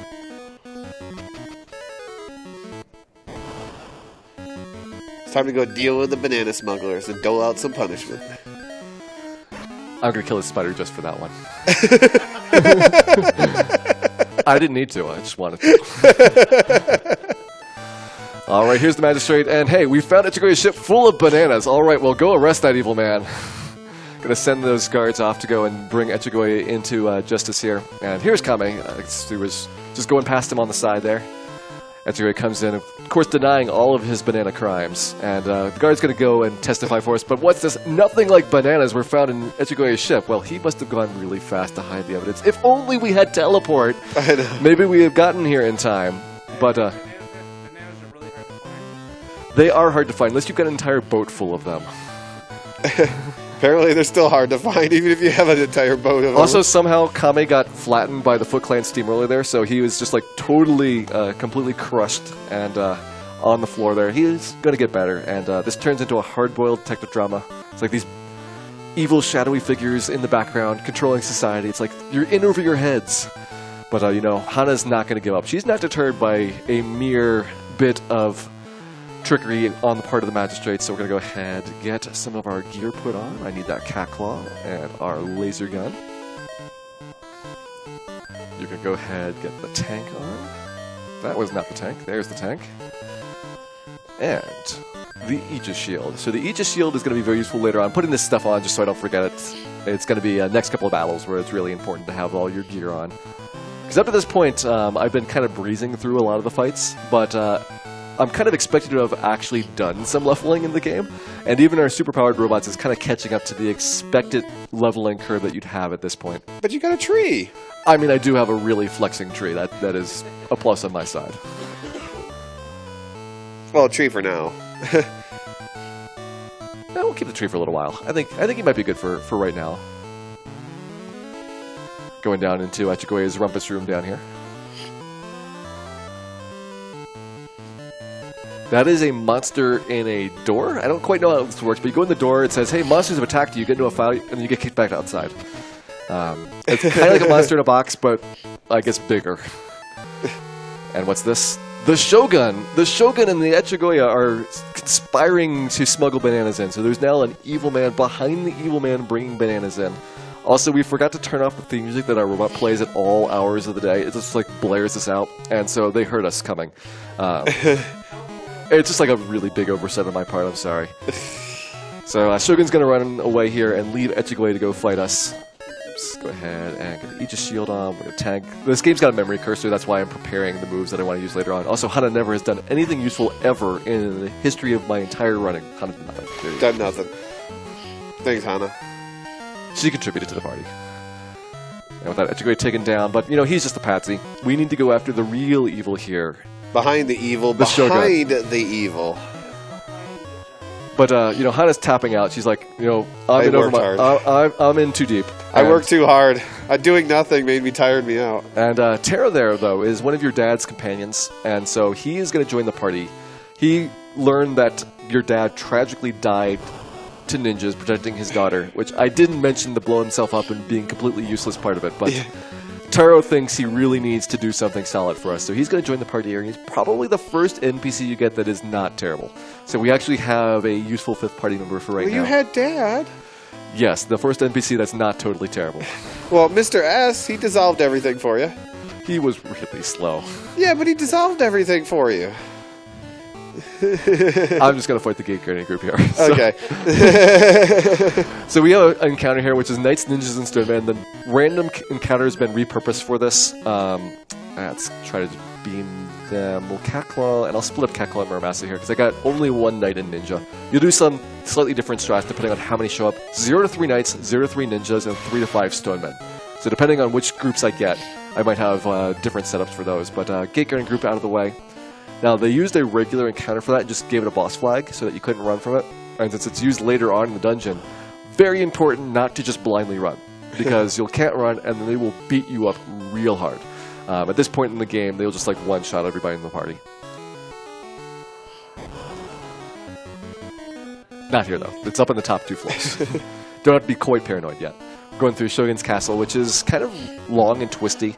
Up to this point, a lot of the dungeons have been not linear, but they're small enough on each floor that you can kind of see where you're going. It kind of looks like these little mini towers. Each floor is kind of compact, self-contained. Go, okay, here's where I'm coming in, here's where the stairs.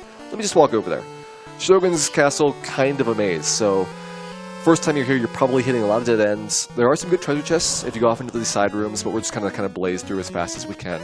Treasure chests at the end are a little bit more important for this run, and the ones at the beginning you can just sell for money. I think at this point you get like 18,000 or 11,000 gold for this world for the treasure chest in the common case. It's 18,000 for the next world.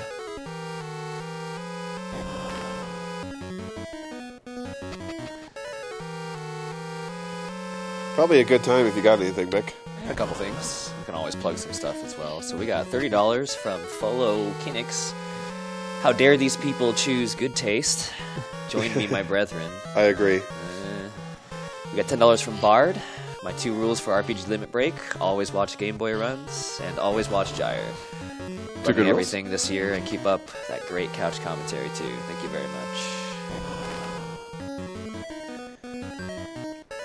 Maybe just a little bit of reminder here. We are RPG Limit Break 2017, located in Salt Lake City, Utah, raising money on behalf of NAMI, which is the National Alliance on Mental Illness. This is especially poignant as May is Mental Health Month. You can always join the conversation on Twitter using hashtag Mental Health Month or hashtag Stigma Free. Alright, thank you for that. I'm going to go ahead and grab this Dragon Shield because it's on the way. It's actually a pretty good item, but we'll just sell it for money. I need a lot of cash in this route, and since I'm not killing anything, I am chronically short on money. Go ahead and grab the Samurai Bow. It's nice of the Shogun to just let me go and pick up the equipment in his room and put it on and, you know, take care of things before going and fighting him. He's busy eating a banana. Leave him alone. He's really polite. He's also kind of, well, not very difficult, so... Look at his face. We're going to take down the evil man behind the evil man with no problems at all. Just like super simple fight. But what happens if there's an evil man behind the evil man behind the evil man behind the evil man? Too busy getting told riddles. Bad banana puns, they're getting told. Alright, there we go. Shogun is fallen, and there is actually an evil man behind the evil man. Behind the evil man smuggling bananas. This is Magnate. He's a super evil guy. You can tell by his face. It's a great sprite overall, by the way. One of my favorite in the game. And he's big and on top of the roof. Speaking on top of the roof, you can also fight those things on the left and right hand sides. Those are dolphins. 5,000 hit points. No real reason to do it unless you want to get some extra chances at skills. So this is probably the first fight where he's really going to need to use Aegis. This is a good fight for it. Unfortunately, he used the Vulcan cannon instead, so he just shot somebody in the face. I don't know who, because I don't know what the names are for my characters. Okay, it was the Aegis Shield Wielder, which is a little bit unfortunate. If we got the Aegis Shield off, we'd be immune to Ice and Thunder, 2 skills that he's got to use here. There's Thunder. Luckily, it's a single target, so he used that on somebody that's also already immune. The big thing, though, I want to not see is Tornado. Tornado is severe, non-elemental damage to the entire party, so it's a pretty quick way to wipe on this fight here. He keeps attacking someone who's immune to it. But we got him. You got Lost Gaze and got Charm, which you just got Gaze in the fight before. It's hard to keep track of what my skills are as well, because you only have 4, it cycles in and out so fast. Now, it looks like Hana and Taro also getting married. I guess they were visiting Venus a little bit earlier on, but we'll go on to our next new world. This is Nasty World. Yeah, we don't want to see another wedding, by the way. We're done with weddings. Nasty World has only one location inside called Nasty Dungeon, and it's a pretty nasty place. Like, they're actually accurate here. 10 very, very big floors. The biggest dungeon in the game in terms of floor space. 36 treasure chests to go clean out here. So for casual play, this is a great spot to spend like 4 or 5 hours in, just going and doing the entire dungeon. But for a speedrun, it turns out you only need 1 treasure chest, so we're done. This was one nasty dungeon. That was a nasty dungeon. Now, that's literally the name of it. When he tries to teleport there later, it says Nasty Dungeon. I'm not making it up. Now, at the end of that, after those 10 gigantic floors, that fairy that was standing next to the treasure chest pops up again and asks, "Did you think the dungeon was difficult?" Yes or no. And if you say no, she teleports you back to floor 5, so you have to do half of it again. But we're not going to have that problem. We're going to go on to Valhalla here, which you might have seen Valhalla in a casual playthrough quite often. Because if you ever game over, then there's a dream sequence. You wake up in Valhalla, you meet Odin, the boss of this place, and says, "You know what? You guys are kind of scrubs right now, but if you get stronger and come back and fight me later, I'll resurrect you so you can try this battle again." So there's a built-in retry mechanic that you can use as much as you want. No limits. It'll just restart you at the beginning of the battle. So as long as you can just like keep trying until you get it, like there's a pretty easy way to kind of cheese through some of the fights. But it's about 1.5 minutes if you ever go through that dream sequence, so I avoid doing that. That's why I actually bother saving. Otherwise, there's no real reason that you'd have to save at all. At least up until here. Once you fight Odin, then the retry mechanic goes away. It's nice that they kind of have that kind of gimme in there, and then in the late game, you're kind of expected to have outgrown it. So those big, giant circular orbs there floating in the air, you might think that they're actually something important. They're just pillars. Yeah. It's like another, just a custom background tile for a wall. And they use them all over the place, and I don't quite know why. They even build, in the next room, this maze out of them, which is the easiest maze in the entire world. Like, I would feel really bad if I needed notes for this section. But hopefully I don't mess it up, because I just said that. Oh, 3 out of 4. Here we go. Let's see if I can do the maze. I'm going to take the top path. Top path is a little bit more dangerous than the bottom path. Good thing you didn't go right there. That could have been trouble. See, that could fool you, though, because you could go straight down and get that chest down there. But you can see the stairs from where you come in. It's like it's across and then back. All right, we're going to go grab the flare book. That's going to be used for an NPC later on. You can teach humans to cast magic by buying books, and you actually get a decent number of them. Humans get twice as many uses out of items as other characters do. It's a nice way of balancing the fact that they're going to break. So like an Esper with Flare could cast it 5 times if she got the skill naturally, but a human with Flare Book could cast it 10 times. Same thing with like swords and the robot. The robot can swing it maybe 15 times, and a human could swing it 30 times. Robot swings it too hard. He does swing it really hard. That's why it breaks early. Luckily, I've got like 7 swords on my robot right now. And some whips and some laser guns and a bunch of other variety items. Probably should put some armor on him or something, but just no room. Odin is tall as Apollo. Odin is very tall. He's also the most random fight in the game. He also has no flowing hair, though, so he's not as cool. Let's see how this one goes. About 50-50 chance of Odin for one route, and 75% chance for this route, which gets Cat Claw early. Sleipnir and Odin Crow. Good blocks now. Gungnir pretty much one-shots things. We do have a chance of surviving Gungnir on Monster and Robot every once in a while. I don't know if we got... ooh, that's not good. Poor Pippo. I don't know if we got the Aegis shield off. You did get it off. Okay, so that's going to help if he uses some elemental attacks there. Unfortunately, he's just Gungnirring. So down to 1-on-1 versus Robot here. Nice. Nope, we didn't get Aegis off. Otherwise, I'd been immune to that. Oh, okay. I thought you got it off. Now, Cure is not bad because we do out-damage him, but with just the fight against the robots, unfortunately without Aegis, that was not going to be successful. Let's go ahead and try that one again.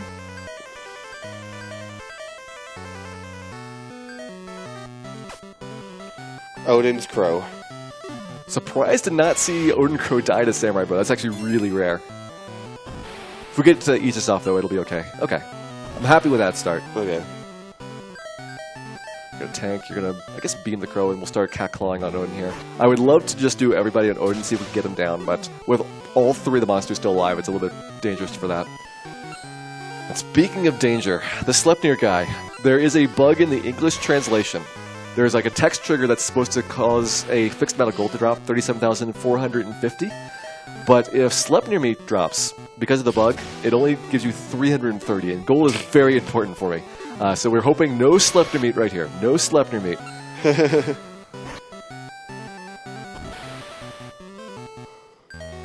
I think we got him this time.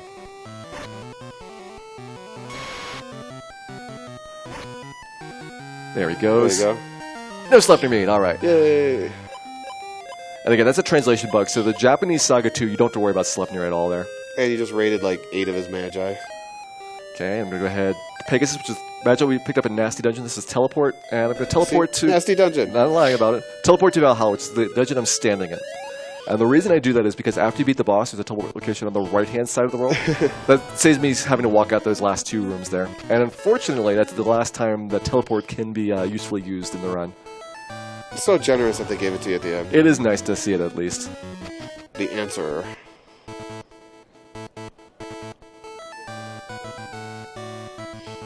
There we go, done with Valhalla. On to our next world, which is incorrectly called Final World, with the incorrectly named Final Dungeon, but the correctly named Final Town. So pretty soon up, I'm going to have my last shopping trip. We need to flex a little bit more.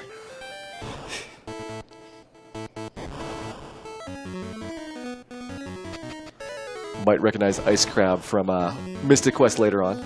This is related a little bit. It's not part of the Mystic Quest universe in any way, but Legend 2, Legend 3 have a development team in common with Mystic Quest. So especially Legend 3, you'll see some similarity. Oh, hi, Apollo. But hey, there's this Apollo guy, and he wants the Magi now. Turns out he actually is a jerk. He was just lying. And he sticks his 2 minions on us. Sorry, 1 minion. One of them dissipates there. I don't know why he does it, but... the other one chickened out. I'm glad the other one is gone. Thanks. They forgot to give minion petrification resistance, by the way, so a 50-50 chance that you just instantly kill him. Now, luckily, Apollo does have a backup plan, which is kidnapping everybody in the entire universe. He's married. Even though I don't like these people, for some reason we're going to give him the Magi anyway. So he turned over all of the Magi, he's got all 77, and the world is doomed. Did you just learn magic or weapon resist again? I did, but more importantly, Dad's still alive. Oh, hi, Dad.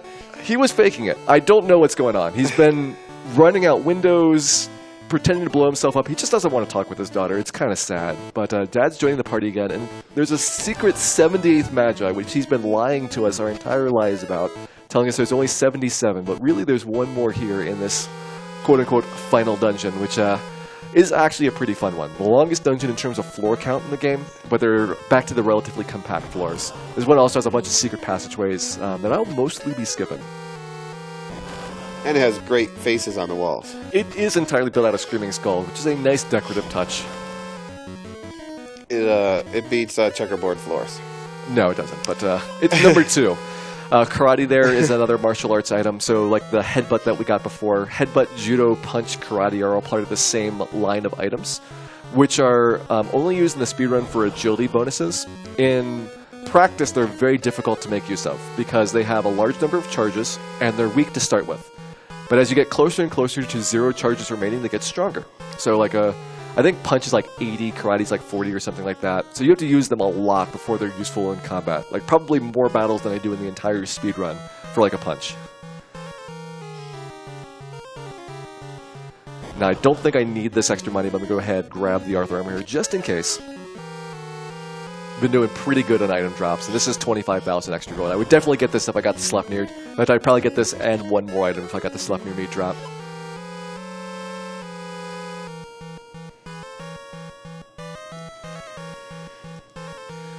Why don't I take some time to update people on future incentives. So up next we have Final Fantasy Legend 3.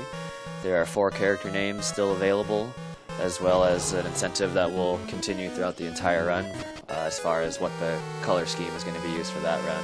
Bad taste. Bad taste. After that is Mystic Quest, where there'll be 4 racers, and the top 4 names will be used for the main character.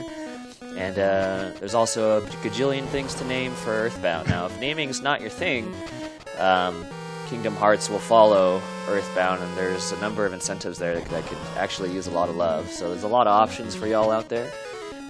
Remember, every donation that you put in, you can put towards whatever incentive you like. So keep that in mind. And speaking of a lot of love, at the top of this dungeon, there is a monster that we all know and love. And I've been looking for this guy at Limit Break for years. This is the this is the monster that we've been hoping for. We had a chant going last year to see if we could find him, but you're going to see some Wormek here. It's guaranteed for Legend 2. This is actually technically Wormek V2. There's a little 2 painted on his side. So you look really closely at him. It's not as cool as Warmech version 1, though. I think he's still pretty good. So yeah, version 1 was just out of control. This one is like, they actually got him to stay in place. The other one was busy in the coffee room, so you never saw him. But yeah, earlier years I did Final Fantasy 1 NES and Famicom and GBA, and none of them had Wormek in them, which was sad because we were really hoping for GBA to get Wormek in them. But here we go. It's time for some Wormek. So this guy has a lot of health, and he is pretty difficult.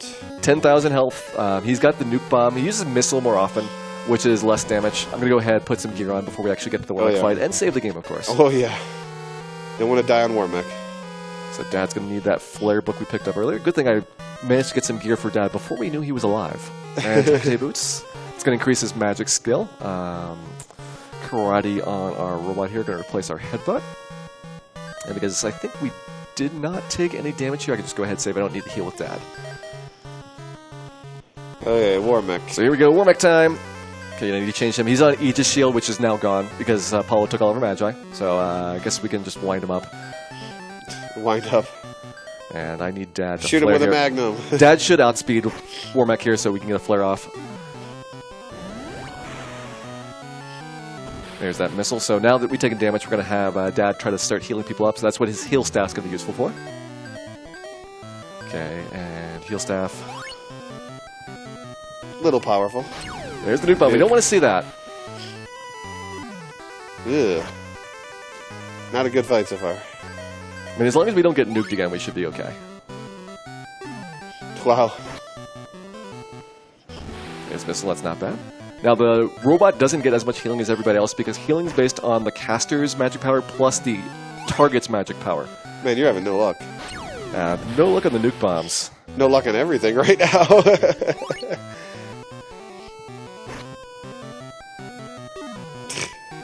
He is also weak to Stone Gaze, but now that our monster is down, Yeah. we're going to kill him with damage instead. So you're supposed to kill him a lot faster with Stone Gaze, but it just kept missing and Easy missing every and time. missing. It's a little bit better than a 50% chance of that working. Each time. Not just like total. Each time, 50%. Yeah, that was a really horrible luck. That is why I get the early Cat Claw, buff up my robot quite a lot, so he can actually reasonably kill Warmech in 6 rounds. Okay, let's go ahead, sell off some of our gear here, get rid of all this junk we've been collecting. Get rid of Arthur's armor. I'm sure he would miss it. Yeah, it's probably not important. Laser guns. There they are. 1, 2, 3, and 4 of these things, because I like laser guns. Pew pew. So, of course, you're going to get a laser gun. You're going to get a laser gun. And another laser gun. And another laser gun. Because I really like laser gun wielding robots. And I don't know how he carries all of them. They're just like taped to the side of him, duct taped onto the robot there. But regardless of how we attach them, it does make him faster, each laser gun that I give him. So now he's completely full of laser guns in every possible slot. And sell off the ones without full charges. And we're going to go ahead and buy some recovery items. I have not needed recovery up to this point because I can run away from all the random encounters, and the bosses, I can focus like all my energy on them. But from this point on in the game, there's a true final dungeon, which is entirely unrunnable. So I actually have to do a whole bunch of fighting there. We're going to get lots and lots of meat. I'm starving. Like, this tree is just ready to eat some meat. And we'll maybe get some good skills for our Esper as well, which we have not gotten too many of. And you'll notice how elixir was spelled. Elixir. There may have been some misspellings of the word elixir. There's a lot of misspellings in this game. This is the part of the game where it really starts to seem like they didn't quite test or spell check some of the names and monsters. All right, going up here. I'm going to put on the Heart Magi before going into our next battle. The Heart Magi gives you basically an in-game resurrection for your party members, which is a really useful skill here because this is a very tough battle. Let's give Heart to Eyeball there. And it's the only Magi you have, so you might as well use it. That's also the only Magi I have. And here's this jerk again. Now, he has all the Magi he took from us. So he's going to use the Aegis Shield for 5 rounds. He's going to use the Masmune after that, and then start flaring us. It's kind of scripted for the turn order. And usually you can't do anything against him because you come here, and it's like, hey, I'm blocking all your stuff with the Aegis Shield. But it turns out there's a few items in the game which do damage through the Aegis Shield. So we can get a lot of damage while he's kind of sitting there taunting us about how invulnerable he is. Tree can't do anything, unfortunately. The human route can more easily kill Apollo because you've got 2 humans with laser guns. It's like 2,000 extra damage during this section, makes it a lot easier to trigger his next series of phases. He's got 2 transformations that he's going to go through, and you have to get him through the 3rd transformation as fast as possible, or else he's just going to flare us to death. If you had more HP, like you've been grinding throughout the entire game, you'd be able to tank those flares and just heal up like normal, but our party's still pretty underpowered. It's alright, Dad will heal us and protect us. I hope so.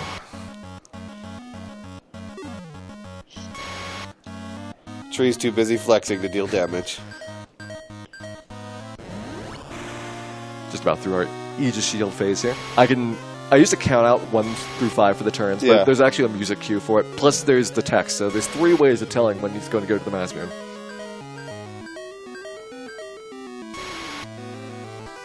Alright, here it comes. So next turn is Masmune. Literally, it says, here it comes, and then the music changes on that moment. And because he's not going to use the Aegis Shield anymore, I can go ahead, try to physically attack him. Branch him. Only 2 skill changes, though, for monsters that are going to have something different. The Robot Cat Claw and then the Tree's Punch Attack. Tree's probably not going to damage him regardless. Oh, we hit Dad with the Masmune, and Dad's kind of important in this fight. Super Saiyan, he just went. Yeah, we don't want him attacking Dad. Well, we don't really want to attack him to anybody, but I don't have a choice because he has to Masmune somebody, and then he's going to flare here. It's guaranteed to do 2 flares in a row.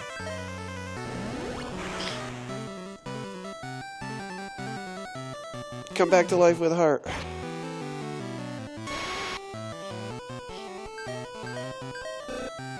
We only have 1 use of that, so I'm going to go back to our damage spells. Hopefully I've done enough damage here. Jeb should be okay. Should be okay hitting Jeb.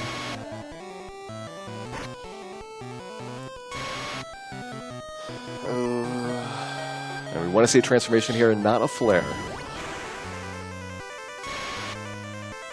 All right, I think we're good. Okay, good. Oh, my body! So, oh no, he just blew up our entire party. Yeah, I know. What are we going to do? We're down critical. We have no more hearts, but Apollo is exploding. And so this is why you need Dad plus one other party member alive to survive this. Dad will protect you from the explosions, but if Dad was the last party member, you actually game over. The only time you can't have the guest NPC be your last living party member. But you know, no time for that. Rip Dad. Dad has died again. This time he might not be faking the explosion. That's hard to tell. Can't tell with a mask on. Oh, he doesn't have a mask on. Rare to have somebody die by explosion twice in one game. But we're going to use the power of the Magi just in case to bring him back to life here. So it's like presto, mumbo jumbo, whatever, and summon the Magi, which is the goddess Isis. We assembled her out of 78 pieces, and you're like, hey, can you save my dad? She's like, yep, totally no problem. He's like, hey, can you save the universe from blowing up? Because Apollo might have turned on the self-destruct sequence, and she's like, nope, can't help you there. Nope. So we're going to have to go to the center of the universe and turn this thing off. Now, Isis does travel with us, and she's a really good guest NPC, but everything here is unrunnable, so good luck for the encounters. So the encounters aren't difficult because he's pretty much going to blow them all up with Isis, which is the whole reason why he got the elixirs. But now the fun part is, what kind of skills and meat will we get out of all these encounters? Because a lot of the time they drop a lot of stuff. I have to read over my party, because every time you have the touching scene with Dad, the main character does get promoted to the front of the group. That's why the Esper has been appeared back there a couple times. Yeah, we need the monster in front so we can see what he gets turned into. It's more fun that way. I don't technically need the monster in front. Oh, you lost what your weapon protects for fire weakness. I've learned how to be weak to fire. Great. Oh, there's plenty of monsters here. And I do have to be very careful, because if we run out of flares, it gets very bad. So I'm going to count down there. So we have 2 flares left. Hey, Stone Gaze. Stone Gaze out of which she will never hit with, because you have to have a really high magic staff for it to work.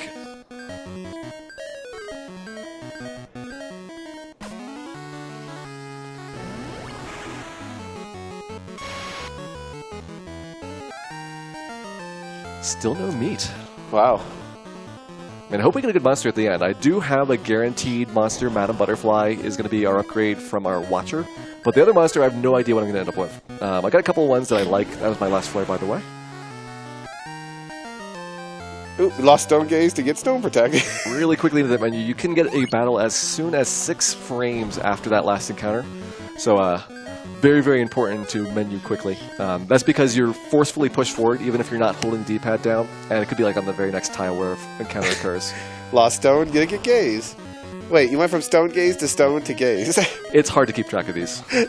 That's why I'm here, to keep track for you.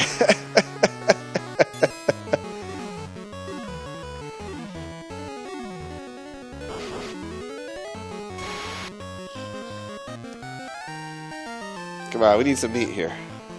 Yeah, this is a truly worrying lack of meat throughout the entire game. In fact. Is this auto-scroller or are you holding down? I'm holding down and an auto-scroller, which means I go twice as fast on it. So anytime that you're seeing me on staircases, it is an auto-scroller pushing me downward. But if you hold down at the same time, Gloom! Hey, What do we get? let's see what we get. We get a Scylla. So now we've got a Medusa thing. Yep.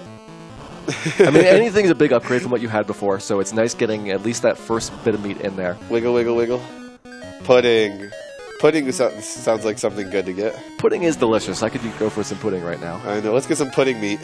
Didn't get any pudding. Come on. No pudding meat. I mean, we need some dessert. Yeah, we just had meat. We need dessert. Oh, yeah, Mad Cedar. C-E-D-E-R. There's a lot of really questionable monster names in this entire dungeon. My favorite's the Demo Load. It's supposed to be Demon Lord. Demo Load, yep. And I can understand shorting Demon to Demo because there's not enough characters, but Load instead of Lord, because those are not even close on the keyboard. Go ahead, save up for our first mini-boss, Tian Lung. 1 to 4 random copies. We get 1, which is nice. Yep, and he's going to get meat from Tian Lung. Yeah, this is a guaranteed meat drop. Not like Watcher. 100% chance of meats happening here. And I just need the Watcher to be alive in order for him to eat it. So there's Tian Lung meat, and we now have Madam Butterfly. I like Madam Butterfly because she can drain, which is a great move, and she can also heal other people in combat, which I'll be using for a lot of the late-game bosses. Well, the last boss. 4 heads. By the way, 4 heads is what Scylla got. That's an attack. Not questioning it. Man, where's all this meat drop? Come on. Yeah, usually it's a meet like every single fight. 6-7 is the name of that monster. The robots are actually pretty good because they drop an item called Selfix. It's pretty rare. G7 Or technically. G7, sorry. Ooh, Evil Eye. Let's see what we get. We get a D-Turtle. Back to Boar Turtle. One more flay left after this. Yeah, it's a whole lot of encounters. Or you get lucky and only get a little bit of a whole lot of encounters. There's a couple minutes of RNG swing depending on Sandworm. what encounters you get. And now we got a Moaner, which is actually a sword. Yeah, it's a sword. I want a zombie or a skeleton ideally. So Moaner, you always think it's going to be a zombie. But it's a sword. And then Gloom, you think it's going to be like a ghost or something. It's a butterfly. Yeah. This is the part of the game where I think they just gave up with names. And King Crab. Got some crab meat, and we got Spectre. a Spectre. So that's not the one I want. That's the ghost. That's the lower level ghost. Well, the ghost is actually the higher tier monster. There's 3 monsters in this family. Oh, okay. Skeleton, zombie, and ghost. And ghost is the one that does not transform to the monster I want. Okay. The 2 lower tier ones would have been good. The really complicated meat fusion thing. That, Yeah. the best way to explain it is to go read the internet FAQ for how meat works. Otherwise, you're pretty much just kind of experimenting with how what you get, whether it's going to be something better or worse than your current monster type.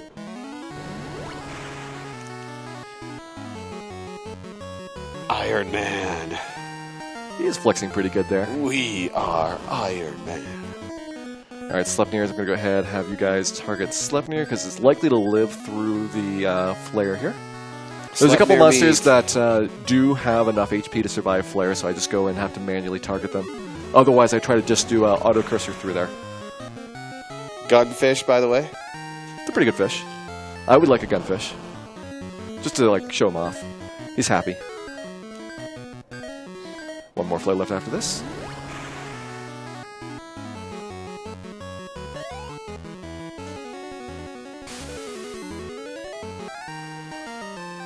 Alright, why don't we sneak one in here? Because it's a good one. It's from my main man, Kobahi. 150 bucks. Oh, but What a god. Alright, good luck with the end of the run, Gyre. Big have fun with robot parts. And hopefully floor 6 for all the MQ runners. That's definitely going to happen. Floor 2, everybody. You want floor 2. At least, nope, nope. By the way, that was a Scylla and a Moaner, so you just saw what the last 2 monsters we were. I'm going to make it down to Fenrir here, which is our next boss. I just used the elixir, but I've got plenty of extras, so no worries about running out. One Fenrir, let's go ahead and do this. This one's a lot harder than the Tin Lung battle, because he's got 500 more hit points, he regens 10% per round, and he just loves to cast Tornado every single time. Or dies right away. So now we have a Gigaworm. Gigaworm. I have no idea what Gigaworm does. He's got teleport. He's got teleport! Thanks, Gabe.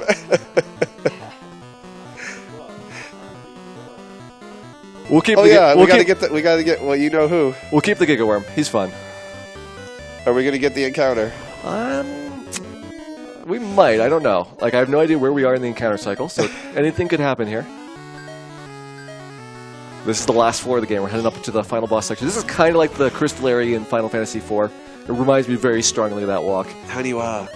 Just lots of crystals, lots of really awesome music, and every Ooh, once in a while you cicada. get jumped by some really nasty Oh, monsters. you didn't take the cicada meat? I'm just leaving the meat on the ground at this point. We got Gigaworm here. Everybody wants Gigaworm. I heard him chanting in the back.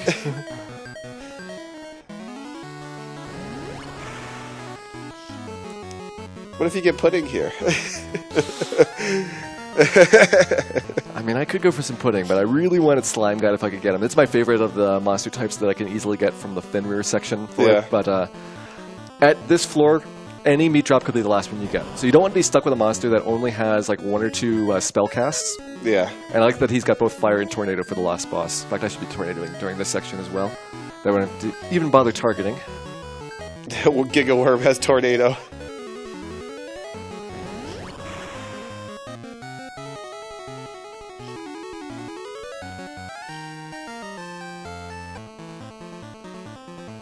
It's time to smash. Time for some smashing. I'm going to go ahead and heal up the party.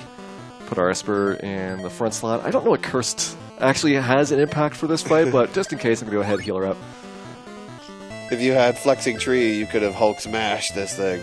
Listen to Burning Blood a little bit longer. Burning Blood is the background theme for the entire final dungeon, by the way.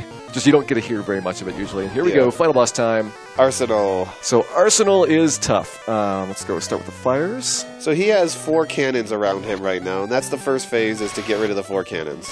They do a lot of damage, and our Esper has like 180 hit points. Possibly the weakest Esper I've ever had in a run. I don't know if I just got really unlucky with the HP ups, or we just didn't get very many good encounters for it. But yeah, every time he does enough damage, he'll kill one, and it does less damage to the party when he does kill one.